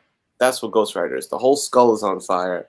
Really great design element, but they have it as the top of his head is on fire, which you don't want to draw Ghost Rider that way. It's easier to draw it that way, I think. And I just go to, I think this jabroni is lazy, because there's like, I don't feel much passion in any of these panels. I don't know where he gets this contortion thing with Morbius, but he does it a lot, where it's like he doesn't have a spine, like he's a fish man, like he's an eel. I never got that sense from Morbius that he was like this slithering being that would arch his back like that. I'm not sure what that's about. The face looks wonky. And I feel like there's a lot of smaller panels. I think he would have benefited from opening some stuff up, because I think when this guy has... This was a good page, actually. Or this panel, rather. This Werewolf by Night panel where he's lunging forward. I like the broad upper body that he gave him. The lunge is pretty cool. That's a really nice panel. But then you get into this one, the very next one, the one that Miracle pointed out, of like, he looks like an ape right there. So you lose the werewolf thing with him sometimes, and he really does look like a monkey the way he manners like his arms and stuff. Like, look at that bike that's wrecked. Like, it looks silly. I wasn't mad at this page. The arrival of Mr. Golden Pony. I thought it looked pretty cool. And honestly, I thought most of the panels where the golden visitor is on the page, I thought he looked pretty cool. Inconsistencies with his face, for sure. But I like the way that he's inked and colored. And I thought he looked cool. The glowing gold effect, I think, was pretty well done for him. But yeah, the spaceship was dumb, bad design, bad execution. A lot of these, like, just when it comes to the nuts and bolts of this book, and it's like when you're just drawing the story beats, he's not doing a good job at that stuff. Bad positioning. Like, I wanted to point this out actually as one of the worst panels. This one here. So you have that bad arching of the back thing of Morbius. Look how big his Morbius's upper torso is, and look at the way his legs come out the back. That is crazy. It doesn't even look like it's coming from his back. Then when you look at Werewolf by Night here in the corner, to the symmetry of that, the knowledge of page layout. Why would you put a largely brown, hairy character off to the right corner of the panel? He's not saying anything. He's not doing anything. And you show mostly his back and a little shred of his face. Like, not alluring. If it's supposed to be showing you that Morbius is lunging at him, then why is Morbius looking straight up at the sky and not at Werewolf? And then the cherry on top. Ghost Rider in the background floating in an orange, flat-colored space. Doing jazz hands type thing. Really bad panel. That panel was really bad. So, you know, like I said, the motorcycle looks pretty cool from the back. I like the way he executes that. But overall, you know, I think it has some okay moments. But, yeah, just not good anatomy. The faces change a lot. I hate what he did with Morbius's body shape, like body positioning. He does it all the time. A Ghost Rider fire hair. No bueno. I just sense laziness and lack of passion throughout the book. And it came through. And he's going to get the grade that he deserves with this lack of effort, in my opinion. And he's going to get a 2. Wow. Okay. Yeah, that actually went higher than I thought based on what your analysis was, actually. Yeah, there was some redeemable things here and there, but okay. Cool. Hey, you know, sometimes we look at things and we, you know, you're right. You know, it's sort of like there's a balance, right? We look at the issues that it has, the problems, the inconsistencies, but sometimes it's still effective, even with all those. You know, sometimes like a broken clock is right twice a day. You know, it just happened to that be 6 o'clock when you looked up. You know. And that's what I see in your analysis. It has these issues, but it has these redeemable qualities that sort of make it somewhat coherent. Yeah. Hey, old comic smell, welcome. Great to have you here. That smell. Yeah, I love smelling my comics. Let me tell you. All right, we got one more guy to go. Let's see what the half glass full guy says about the art in this masterpiece. What do you think, Gino? 5. Next subject, please. No, but actually, if can you pull? No, it's here. I'm sorry. Again? Yeah, it's here. Can you just stick me on page 22? I'm just going to stick on page 22, and that's all I'm going to look at. So, sure.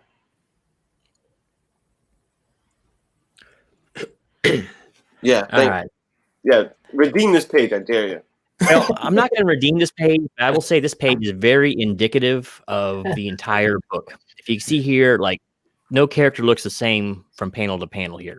And it's just like this the whole way through. Let me start out with the good. There's a little bit of good to be had here. In that third panel on the left there, where Man-Thing is reaching out, that hand is straight fire. That is good. That's a well done reaching out hand there, I think. It's a little bit wonky with like not seeing his shoulder and all that, but the fingers are just amazing and all that. And he does hands well. which is really weird. It's just they're contorted in strange positions, right? And that panel above it on the top right, where Man-Thing's behind Ghost Rider, I kind of like that one too. He does look a little bit skinny there, but he just has that kind of doe-eyed look, which is what I would expect out of Man-Thing, right? Since he is a creature of pure id, right? So, but a couple of promising things aside, and I will say this too. The other thing is usually there's some sort of action going on in most of these panels, so it's not real static. So I can kind of dig on that. But man, every panel on this is the same kind of background as the rest of this book. Just straight primary colors in the background for the most part. Sometimes she'll throw a tree back there or a rock, but it's just like almost all color. There's nothing behind it. Like he was said in the very top left panel, Ghost Rider's hovering in that sea of orange sherbet. What's he doing back there? is he walking, running, jumping? Looks like he's doing Super Mario, onto a Koopa right there. Yeah. Actually looks like he's ready to step on Morbius's head. He's like a really tiny Ant-Man kind of Ghost Rider right there. Yep. Just a messed up panel. And I don't know if he was trying to do Morbius like a bat, like his face right there. It changes. He has these gigantic googly eyes, and but his face does have kind of like a bat-like quality in this panel. So I don't know if that's what he was going for. But look at Morbius's hands. They look amazing. I think his hands are easily this guy's strongest suit, but that's not going to save a comic. I think the inking is overall pretty excellent, actually, in this book. It's not overdone, and it's tastefully done, and it probably actually hides a lot of weaknesses on the artist's part. I think whoever the inker was probably should have drawn this book. But so every good thing I find, though, I find like 5 things I don't like. And Ghost Rider, hereby known as Leif Erikson, is the worst example I have ever seen of Ghost Rider. Where was the editor here? Why does he have eyes? That's the first thing. And they're just big bug eyes too, man. It's like a Jerry Lewis moment every time he opens his mouth. And like you said, the receding, he's got like the Friar Tuck kind of hair going on there. It's floating around everywhere. It doesn't look like fire at all. He's like, I don't know. The faces in this book, he should have just made this a headless book, like the Marvel Legion of Superheroes via the Headless Horseman, because it would have been much more acceptable. But I'll go one more panel down too, or one more page down, sorry. And let's just talk about this very last panel with Morbius down there, and we'll call it a day. My gosh, what is his deal with Morbius in this book? He's like a cross between Namor and Mr. Fantastic. Every panel he is like this, and it's like, and like you guys are right, what's with his wrists? Like he's always got the wrist turned around like Spider-Man or something. It's just so strange, man. It looks like his lower legs are being broken in this little turn, this high G turn he's doing here, and his thumb is breaking off over there. It's just, I don't know what this guy was doing, man. I don't think anyone was saying no. I think they were saying, well, this guy's going to work for $5 a page, so we'll take whatever he throws at us. So yeah. I give it a 1.5 just because I like the dude's hands. I think he does hands really well for some reason, but most everything else is left wanting. And that friggin' panel with the horse, I wasn't big on that either. It reminded me of the merry-go-round horses, with the big carousel. Yeah. So 1.5. I mean, 1.5. Okay. Look at Man-Thing's hand behind me. It's the same panel. I love that. I think it looks awesome. Other than that, bottom of the barrel, man. You know what? I bet this guy though would probably be like an excellent like comic strip kind of artist. This is the kind of art this and he did do that. Reminds me of. So, There's one thing I wanted to show you guys. I left it because I thought you guys would surely mention it, right? But look at this panel here. Look what Morbius is doing to Werewolf there. Look at the position. Oh yeah. Where is his head? And that's why the horse's eyes were so big.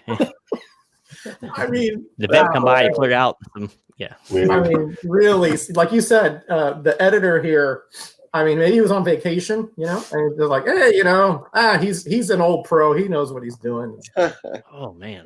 But yeah, Morbius. He actually had passed him. He swooped back around and got him right in the posterior. Weird. Right up in there. They should have incorporated that into the story. That would have been interesting. Yeah, true enough. But why did I mean, is anyone else find his hands good? Am I the only one that sees that? No, you're right. Like, how can you get it like the hardest part of the body to get right? I don't understand that. Yeah, the hands were good, but if you have to focus on hands in a comic, you're I know. Yeah. Like in a life, looking at feet. This isn't Vanity Fair, This is Marvel Premiere, So Okay, so guys, we're going to talk about this some more, but for right now, you, the fifth grader, you saw the comic, right? You saw it here. Kenny had that digital copy, or you have one at home, or you've seen it online. What did you think about this interior art? 0 to 5. Your opinion is the best. Trust me on this. You are the fifth and best grader. What's up, Mastodon? Shout out to you. Jackson Roykirk. Yeah, I'm glad Jackson Roykirk could make it. He lives in New Orleans, so somehow he has power. So good job there. Oh, now Liefeld, don't be knocking Liefeld. That man can draw a pouch like nobody else in the business. All right. Feet a little bit iffy, but he can draw some pouches. Draw a pouch. That's cool. He was good at belts. Yeah. I picked belt in college. Yeah. Oh man. He's gonna be a guest on the show one day. I'm gonna reach out. You'll see. Do you think like look what our buddy Simeon thinks here. 1/2. Oh, Todd Mack, he won't be on here because he's seen one of the old episodes of Graders Notes when certain panelists was talking about him, but It is pretty bad. It is pretty bad. I wouldn't say it's that bad, but it's pretty bad. So I think I gave it the highest grade with 2. Yeah. You're the high man. You're the high man. if he would have bothered with some backgrounds, I probably would have gave him a 2, but Yeah. he didn't even do that. Yeah. And like you said, David, it's not just the backgrounds, but it's the weird color scheme, like those pastels or cheddar, freaking orange and yellow, and and then he throws these characters in the background just like posing. It's weird. he brings up Cap's chest. I got that saved on my computer somewhere because I like to bring that picture up every now and then when I'm feeling blue. Oh yeah, to know that I could also be a comic artist. That is legendary. There, I mean, it's like he's got a chest burster in there. And once again, where's the editor? It's like, I'm Rob freaking Liefeld. I don't need no stinking editor. So that's probably. Oh, Russ. This was in the kind of being the contrarian here. I'm not putting it in, Russ. I need a real grade. I'm not putting that in, Russ. That's during a time when Marvel was having a lot of trouble with keeping an editor, right? So it was like we've talked about this before, where we turned a bit the Wild West at Marvel Comics, right? Where anything pretty much goes. So that's how you get artists like this and stories like this that just like, yeah, sounds good. Put it in Marvel Premiere, that'll work, right? Yeah, no one reads that anyway, right? So go ahead. I mean, the fact that this did not work with such great characters and such a great concept and idea is all you need to know, right? Because this should have been anybody with even like average skills should have been, hey, let's start a series with these characters, and because remember, Ghost Rider and Man-Thing did have, and Werewolf by Night did have a series, but you could have rotated the monsters, you could have had all kinds of different combinations, kind of like a Marvel team up. But monster team up, having them team up would have been good, and that would have I think would have worked, but they didn't. They mostly fought each other in this whole thing rather than and that's fine. You know how sometimes superheroes there's misunderstandings, but this was just so contrived that it just didn't work. All right, I think we got Russ. You can give me a real grade or not. If not, I'm going to be doing my tabulation here. You got 10 seconds. Yeah. Got a rule with an iron hand. I'm going Victor Von Doom on you in the chat tonight. Hey, everybody's opinion is valid here. We no grade shaming here. To a point. Well, he tipped his hand saying that he was just messing with the grade. Spooky fingers. Ooh. You tipped your hand, Russ. Oh, 2. 2. All right. There we go. All right, so what do we got here? I think that's everybody, right? Yeah, I think so. The abacus comes back and says dos. Or due if you prefer Italian. There you go. Oh, yeah, Kenny's right on this one. I got one. You got one. Oh boy. What was the story grade average there? 3. Yeah, that kind of shocks me, but okay. Yeah. Yeah, I believe they listened to my sage words. Yeah. They realized that there was a golden nugget within that. You're too iron late, pyrite. You're too late to bump this puppy up. Yeah. You're too late. You got to be here full time. Now next is the concept, guys, and this is going to be very difficult to grade, in my opinion. And I guess I'll start out because I don't think I've started anything yet. I don't think I've been in any trouble as of yet. So the concept, as I was, pontificating here a few minutes ago, I think that this concept could have been something very special. For kids, as I was saying, when you put monsters, they even had monsters on Saturday afternoons, at least in where I lived in Miami. Creature feature, double feature. We had the Friday evenings. We had, I forgot what it was called, that one weird guy who would host the movies, the monster movies. Dr. Paul Bearer? Paul Bearer. Well, that was a wrestling guy, wasn't it? Yeah. No, but he did the horror host show. I used to watch him growing up in Florida. Okay, back in the late 70s and early 80s. Yeah, maybe that was him. Mm-hmm. So I guess what I'm getting at is that monsters sell, right? And again, because previously they weren't allowed because of the comics code and it was relaxed, we were kind of hankering for that kind of stuff. And yeah, there was Werewolf by Night, Frankenstein, Dracula, and all those guys. But there was not really a team, right? A concept. Like imagine Avengers, how big they were, Fantastic Four defending, etc. So I think that this could have been really big, right? And usually Marvel Premiere is a tryout series, right? And sometimes, people graduate from here. Iron Fist did, for example, into his own title. And then later went on and partnered with Power Man. In Spotlight, we had Ghost Rider and Spider-Woman and Moon Knight. I mean, there's a vehicle for trying out characters, and this should have been a great triumph, right? So I think the idea is actually pretty good. You get 4 monsters or 4 supernatural characters. You put them together against a common enemy. You put hopefully a good team on there that knows the characters and can use them effectively to at least, if not, you don't need a Shakespearean type of stories when it comes to characters like this. But you need something that's exciting. You need something that is noteworthy. You need something that will carry the concept further. Unfortunately, this didn't do that, right? But I still think, though, that the idea here was good. But the execution was just horrible, absolutely horrible. And that's a shame because I honestly, at that point, a young Metarog would have, if you had Monster Team Up or Monster Mashup or anything like that on a comic, me and all my friends would have bought it 100%. And it just had to be somewhat serviceable. Just a 2 would have done it. But this execution was so bad that it's going to take a hit because of the way they did it.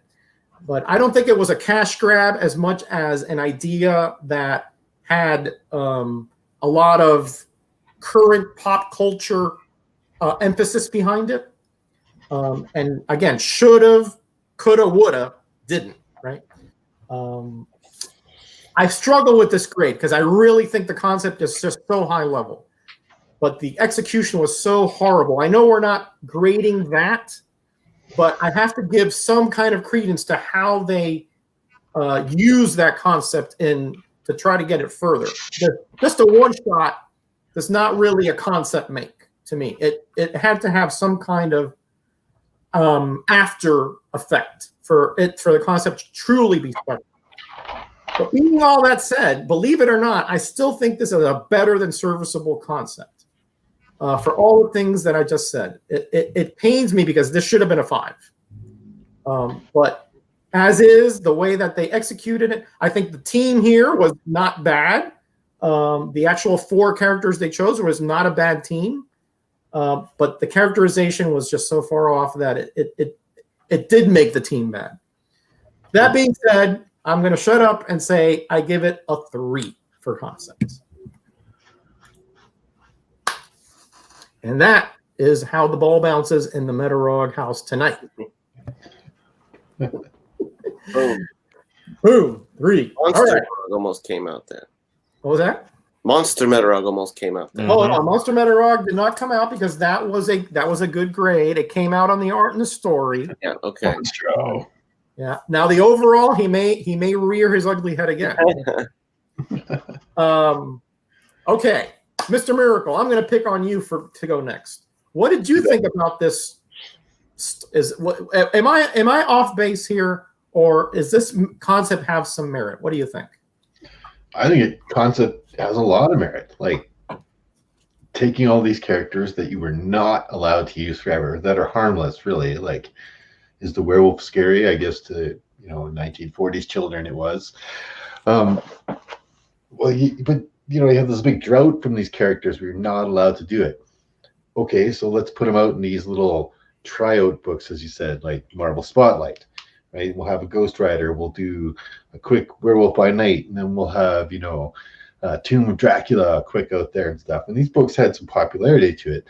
So why not put all these characters, Man-Thing and a bunch of monsters in a book, and with a real popular character like Ghost Rider, and try and make this monster team, which would be awesome, right? Like, Justice League Dark's very popular, right? That's sort of a monster team that goes out there. There's a few other little monster teams, but this team is like a monster team, right? Like classic, Bela Lugosi kind of monster team.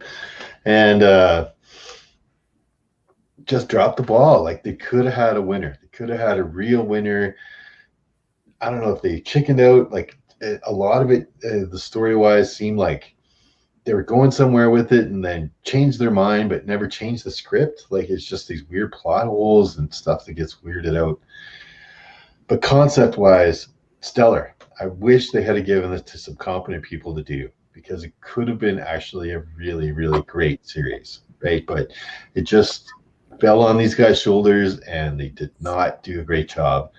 But concept-wise, and I'm sure that it wasn't Bill Mantlo that came and said, you know what, I got a concept. He was probably approached with it. So I think it's great concept-wise. Concept definitely got my highest grade on this book, and that was a 4. Could have been great, poorly executed. Yep, agreed. Yeah, agreed.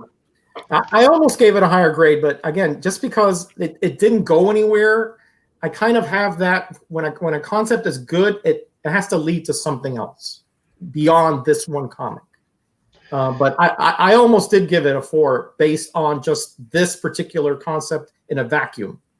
It was good. It was good. But it's like the Edsel, right? The Edsel was a good concept. Poor color. It was. You're right. I guess that's just the way I judge it.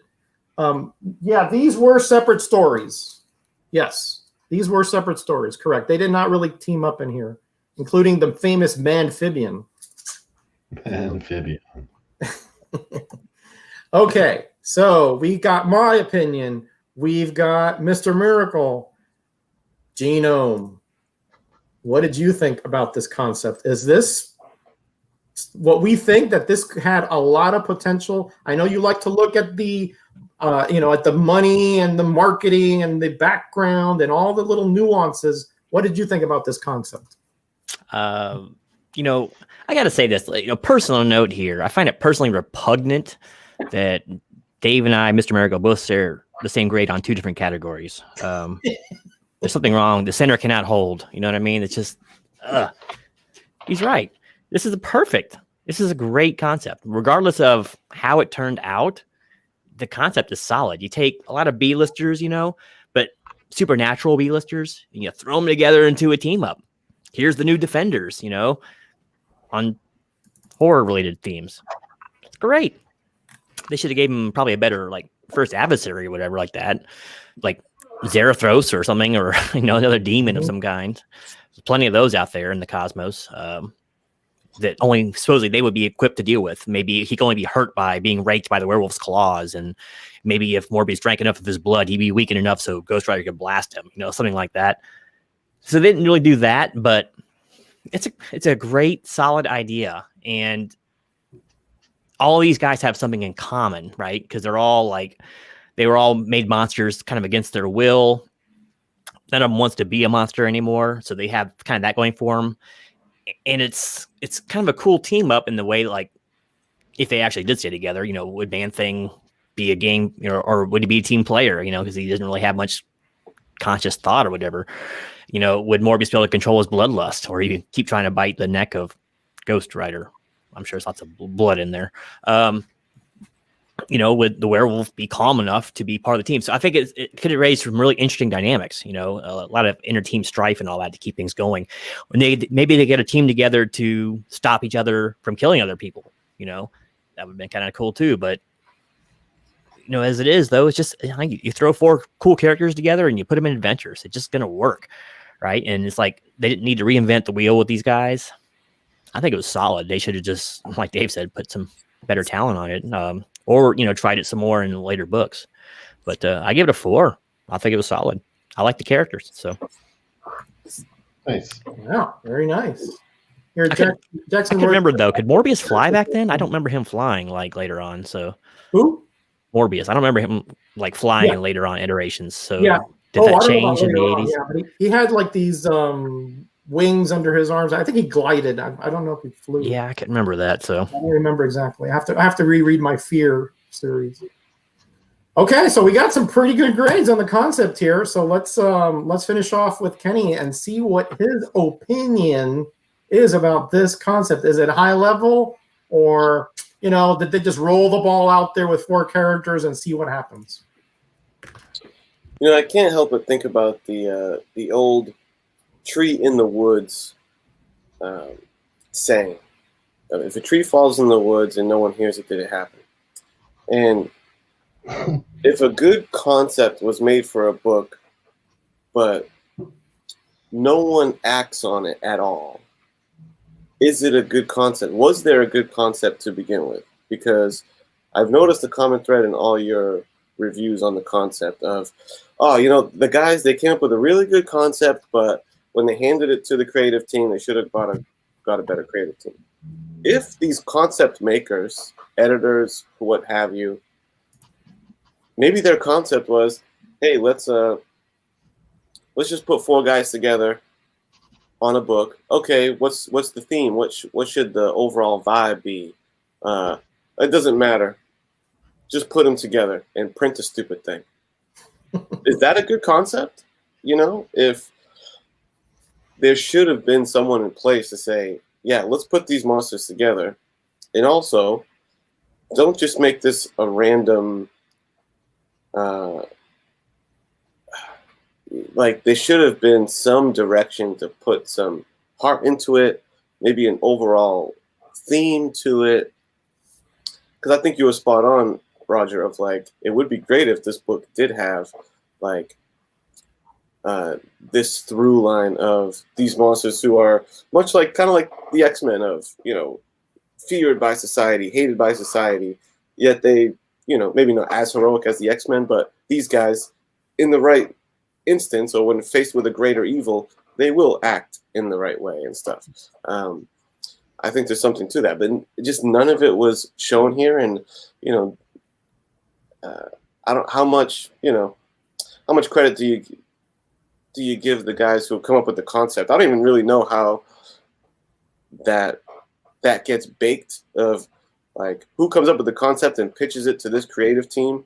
If it's like just other creators that don't have time to work on a book, or editing staff and stuff, I don't know the nuts and bolts of it, but I do agree that I do think it's cool to have the monster team up. And I think they picked 4 great monsters. So I'm with you guys, but I just want to bring it back a notch to say, you know, if all they did was say, let's put these 4 guys together and that's it, without any direction, because that's like the equivalent of saying, hey, let's make a Spider-Man comic. All right, what's it going to be about? What's the override? Doesn't matter, just put Spider-Man in it. You know, you can't just say, hey, just put these 4 monsters in it and that's it. I don't think enough direction was given by these concept makers. I think they just threw them together and didn't care about what the overall, you know what I'm saying, execution was going to be. Therefore, I give it a 2.5. Ooh. Boy. Yeah, Kenny. Yeah. Kenny, he likes when the concept goes somewhere beyond just there it is, right? Yeah, you can't more than just put these 4 guys together. Okay. Yeah, I equate it to a manager in a baseball team, right? That you have all these great players, right? So the manager is there to sort of get the most out of those players, right? Essentially, in baseball, you all have 9 players, you have pitchers, you have the same squad. But what you don't have is the person that can take that squad and make them an actual team.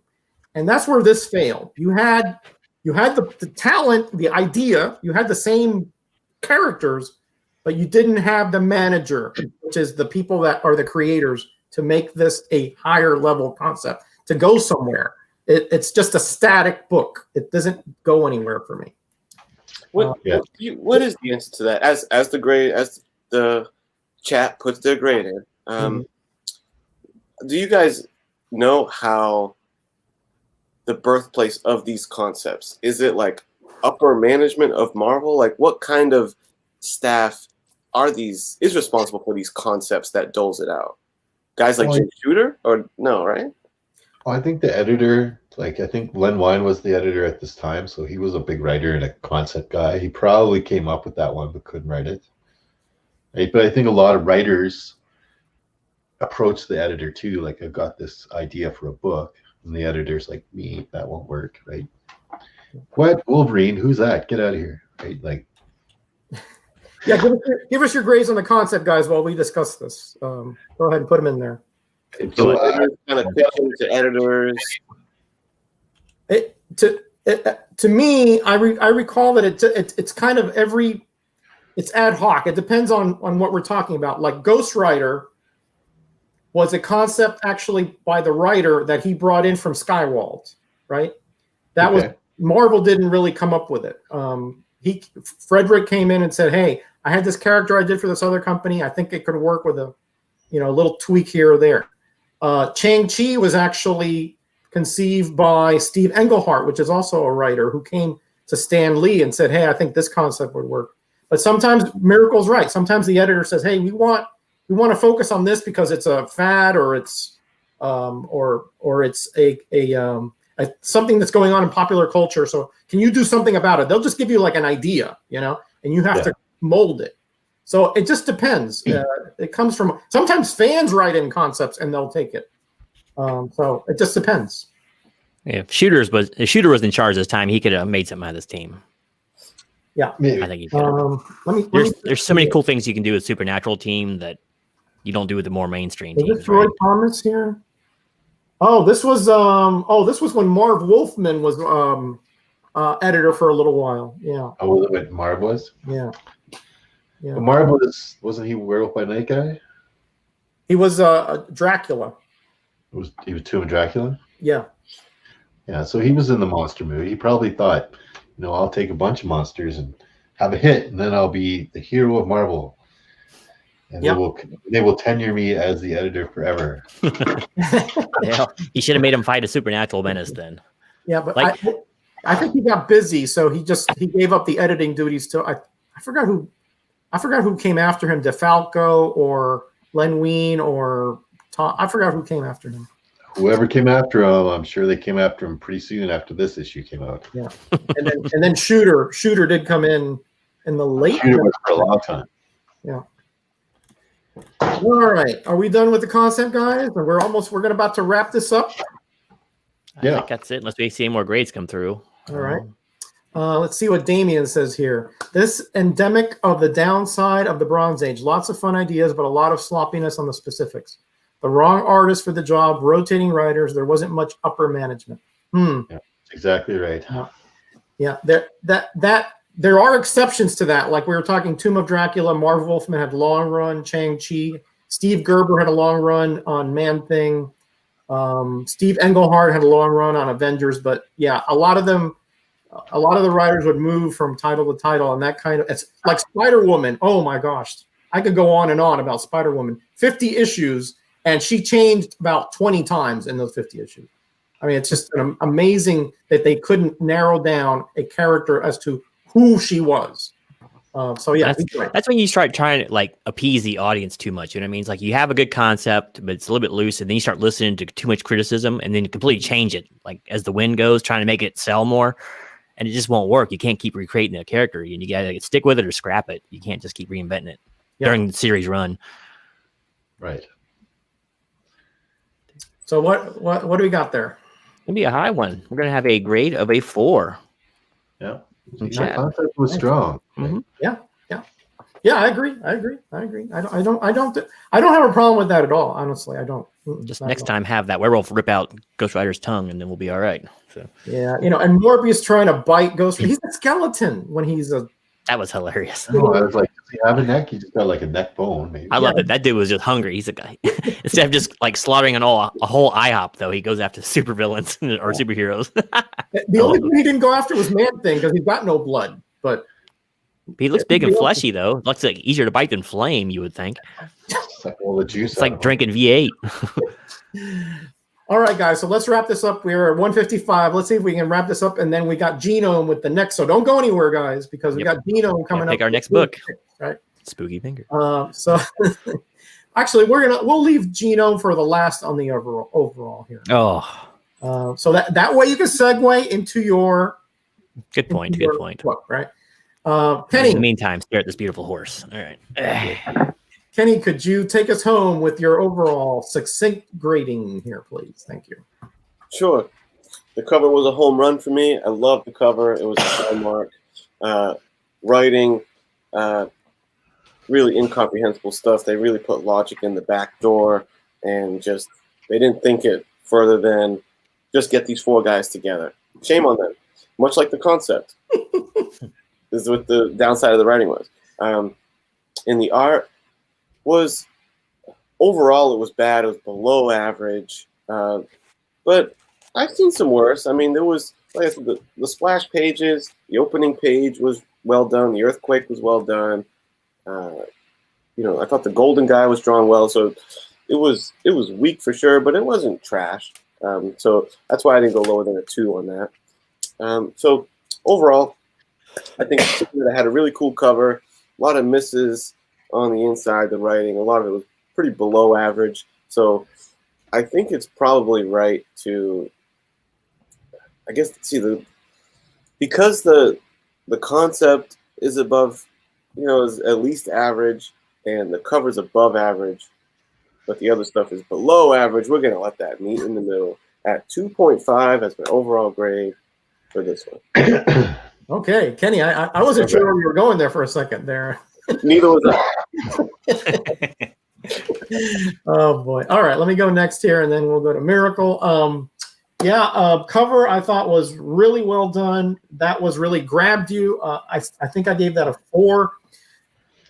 The story and the art were really tough to get through, and that's the meat of the comic. The story was so contrived. The plot was, it had elements that I liked, like the sort of turning on its head, the monsters being the ones that actually are sort of intervening in the situation, and the human being the antagonist, sort of, and then him actually, and a twist of fate, being the savior here.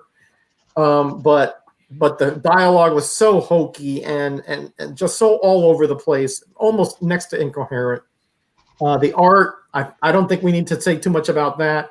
Rubber band mans everywhere, weird backgrounds, guys being posed, just anatomy, double, triple jointed, sweating, gnarled faces, just not pretty to look at all, just really distracting. 1.5. Concept, high level concept, I thought.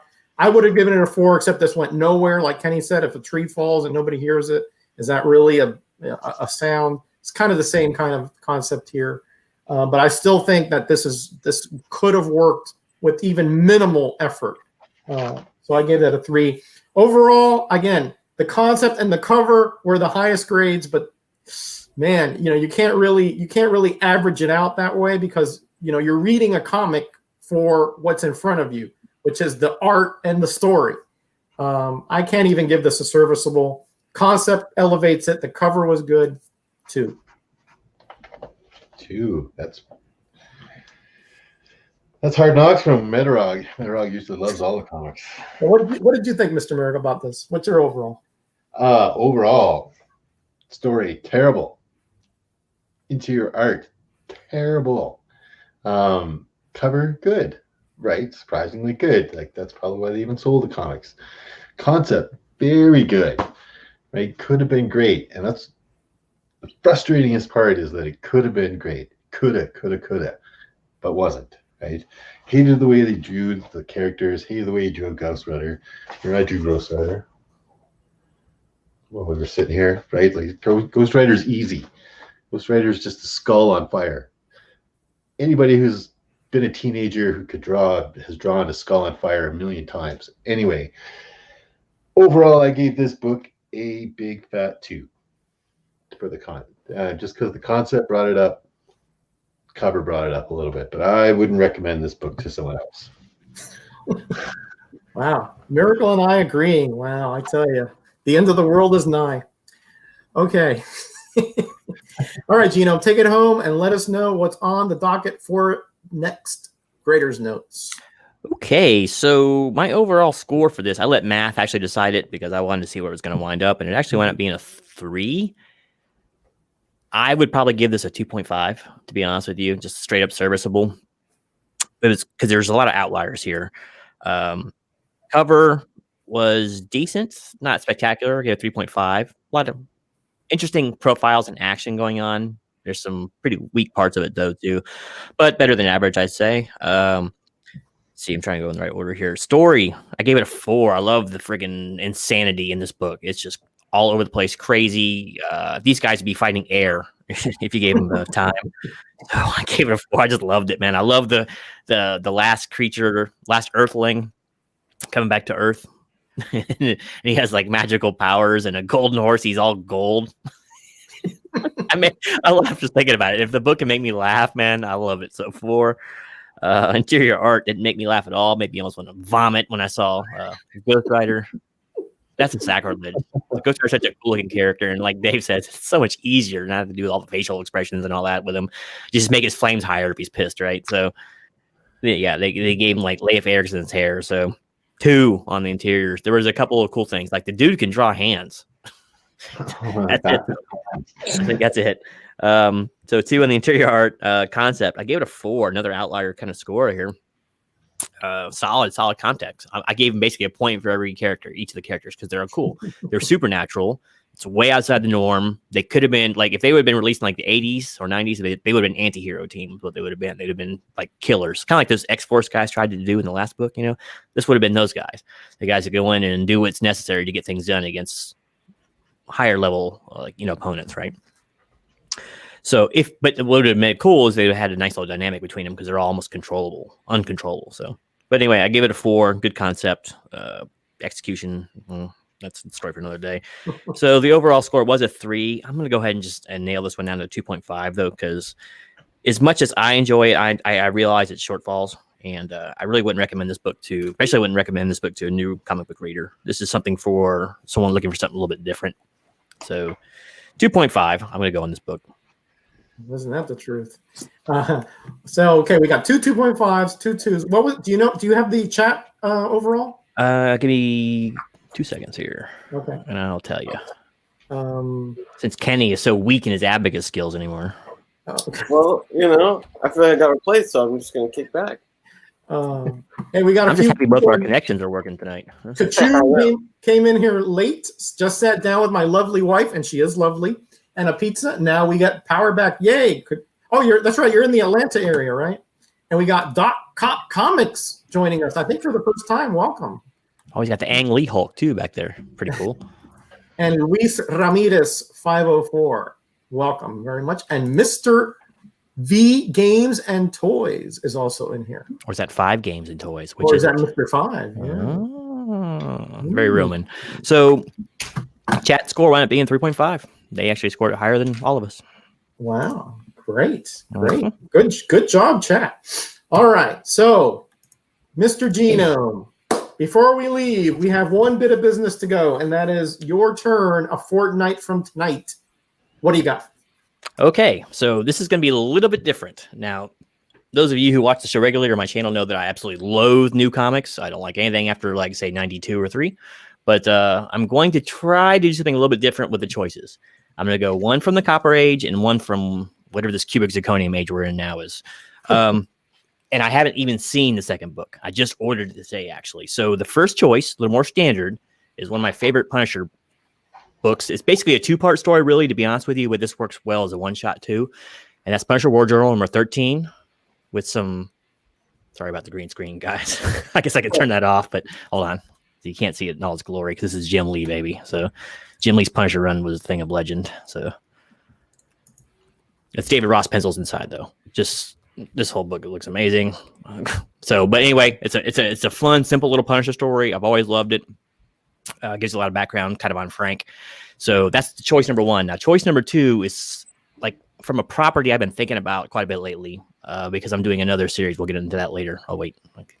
Can I get this back on? You're tired not looking at it. Green here. Here, I have a Star Destroyer. Second choice is from 2018, believe it or not, and it is the first issue of Transformers versus Visionaries. So there's your choices. I have never seen nor read that second book, but since I'm so digging on the Visionaries right now, I'll go ahead and give it a try. So let us know in the chat what your choice is. Is it going to be Punisher War Journal, The Adventures of Frank, or Visionaries versus Transformers? Actually, it's Transformers versus Visionaries. What is Visionaries? What is that? They're Knights of the Magical Light. He's too young. He would have been like... With magical powers, they fight.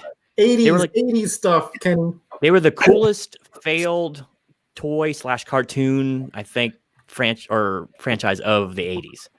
They were cool. They didn't get a long run. They all had these little rhymes, and they'd have magic powers. You know, something. My craft, my art. What once was whole, now fly apart. And then there's like magic would go up. And... Yeah, it was cool, man. Like they could summon these like big avatars and all that, and they had holograms. It was all about selling hologram toys. So, I remember these toys. Yeah, cool. They are cool. They are cool. But it was a cool concept because like their world, like the 3 suns, like aligned a certain way. They killed all their technology, so they had to fall back on magic all of a sudden. Yeah.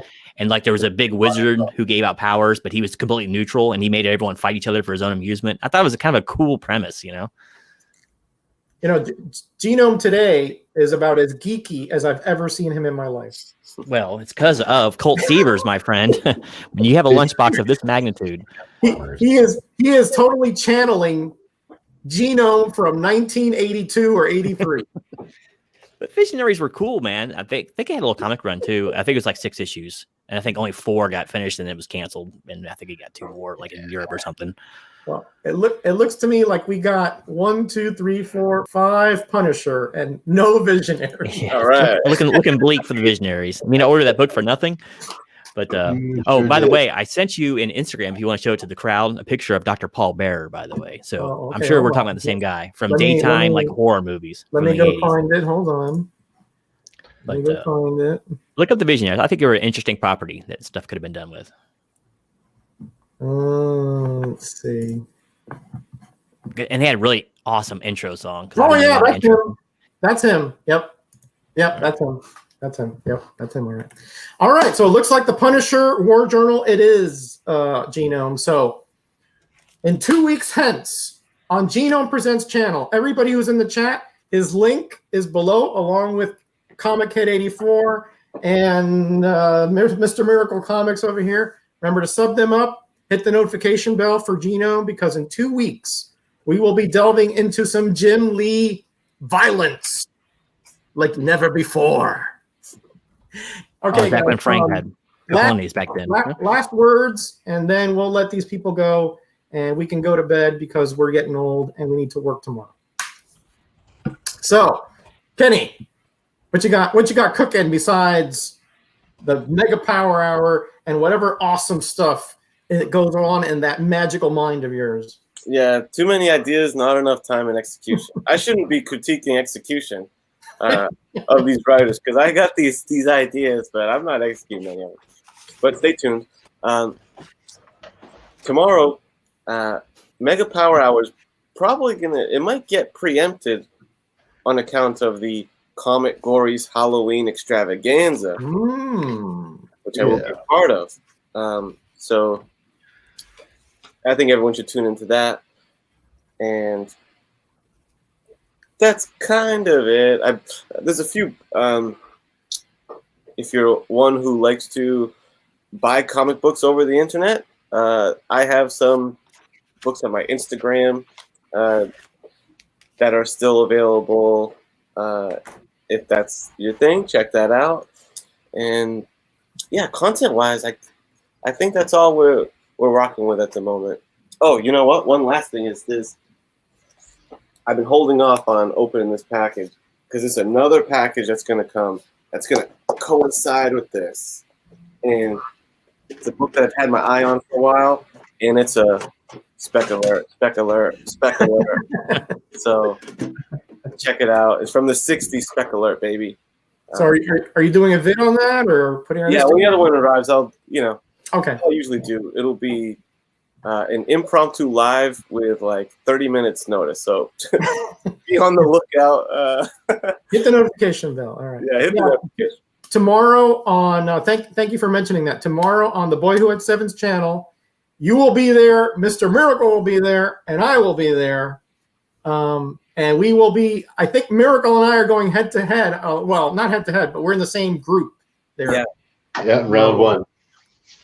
So, and I have no idea what the categories are, so who knows what's going to happen there. Nobody knows what the categories are, buddy. Hey, this might be, if you can find a way to shoehorn this one into your category, it might be Halloween. That's a great cover, man. Yeah, well, Roger, keep that one close. Maybe. I'll keep it handy. Keep it handy. All right, Miracle. Your turn, sir. What do you got up on your channel? Dropped another Undervalued video the other week, or what was that, Thursday? And then, of course, I will also be on Comic Gories tomorrow. All right. Should be fine. Costumes on, and I will have a costume on. I'm gonna do more of a character than a costume because I don't really have a costume, you know. Everybody has a costume. But well, I'm gonna do a character. Let's just go with that. All right, Gino, we know on your channel that anything goes. It's like the Gong Show of YouTube, right? So, yeah, that's a good analogy, actually. What do you got cooking? You got theme songs, you got covers, you've got interviews, you've got standing brooms. What's going on this week? Well, it's been a busy 2 weeks after I was kind of a little bit light on my material for a couple of weeks. I was just kind of recharging the batteries a little bit. I'm back into it with a vengeance again. And by the way, quick shout out. The idea of this came from Super Rust 9000 because he did this on his random reads poll one day. But I've always loved this book anyway, so I'm glad you brought it up and made me think about it. So, channel. First off, on the comic side of things, I've reached out to a former editor-in-chief at Marvel, trying to get some interviews going, and I have another idea for a series I've been wanting to do on a property no one ever talks about with Marvel. So I don't want to give it away yet because I don't know. It's still in the formative stages, but I've been working with some industry guys who actually worked on the project. So I'm trying to reach out to them, but I really want to get a hold of the editor-in-chief and bring that project to you with the full knowledge of what was going on behind the scenes. So more on that later. But what else? Oh, I want to, speaking of comics too, I want to say thank you so much to people. I've gotten 5 AOKs in the last month and a half. It's been crazy, man. Just Steve Whiting, Mr. Miracle, Metarog, Funk Comics 814, Master Blaster. All of them have sent me some great stuff, man. And I just want to say thank you so much. A lot of times if I send AOKs out, it's to another kind of community, like horror community or something like that. So you don't get to see it. But I just want to say really thanks, man, to everyone who took the time to do that. It's really so much appreciated. But y'all are just great fellas. You must be doing something right. Well, whatever it is, I'm going to try to keep doing it. But yeah, lots of new stuff on the channel. I had some new series ideas going on. The new television theme song seems to be fairly popular. So I'm going to try to keep on doing it. I got so many requests already from people to go keep doing them. So there's only so many hours in the day. All kinds of cool stuff going up. I got to pick up my new horror review series, which I haven't exactly picked out yet.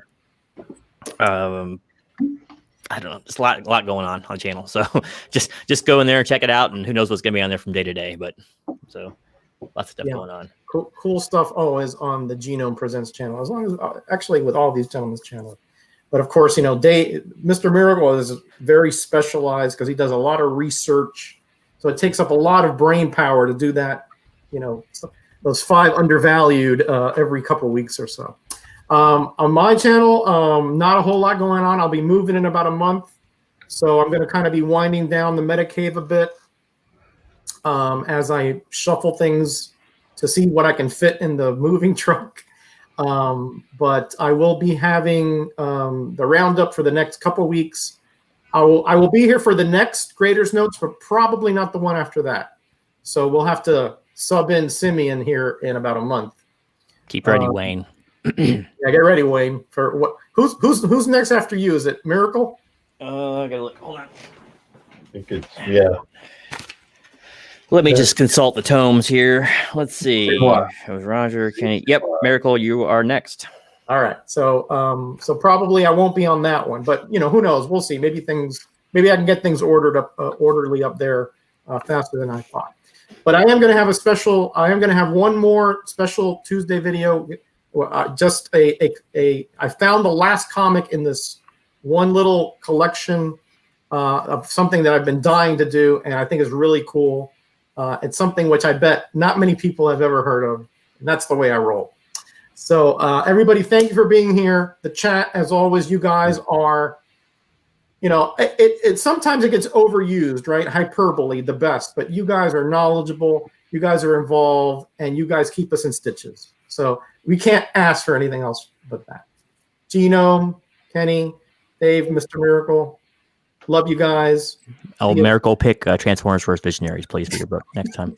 See you in 2 weeks, where we will be on Genome's channel. Remember, link below. Punisher World Journal. Get violent in 2 weeks. All right, everybody. God bless. See you in 2 weeks. Be kind to each other. Be blessed and be back.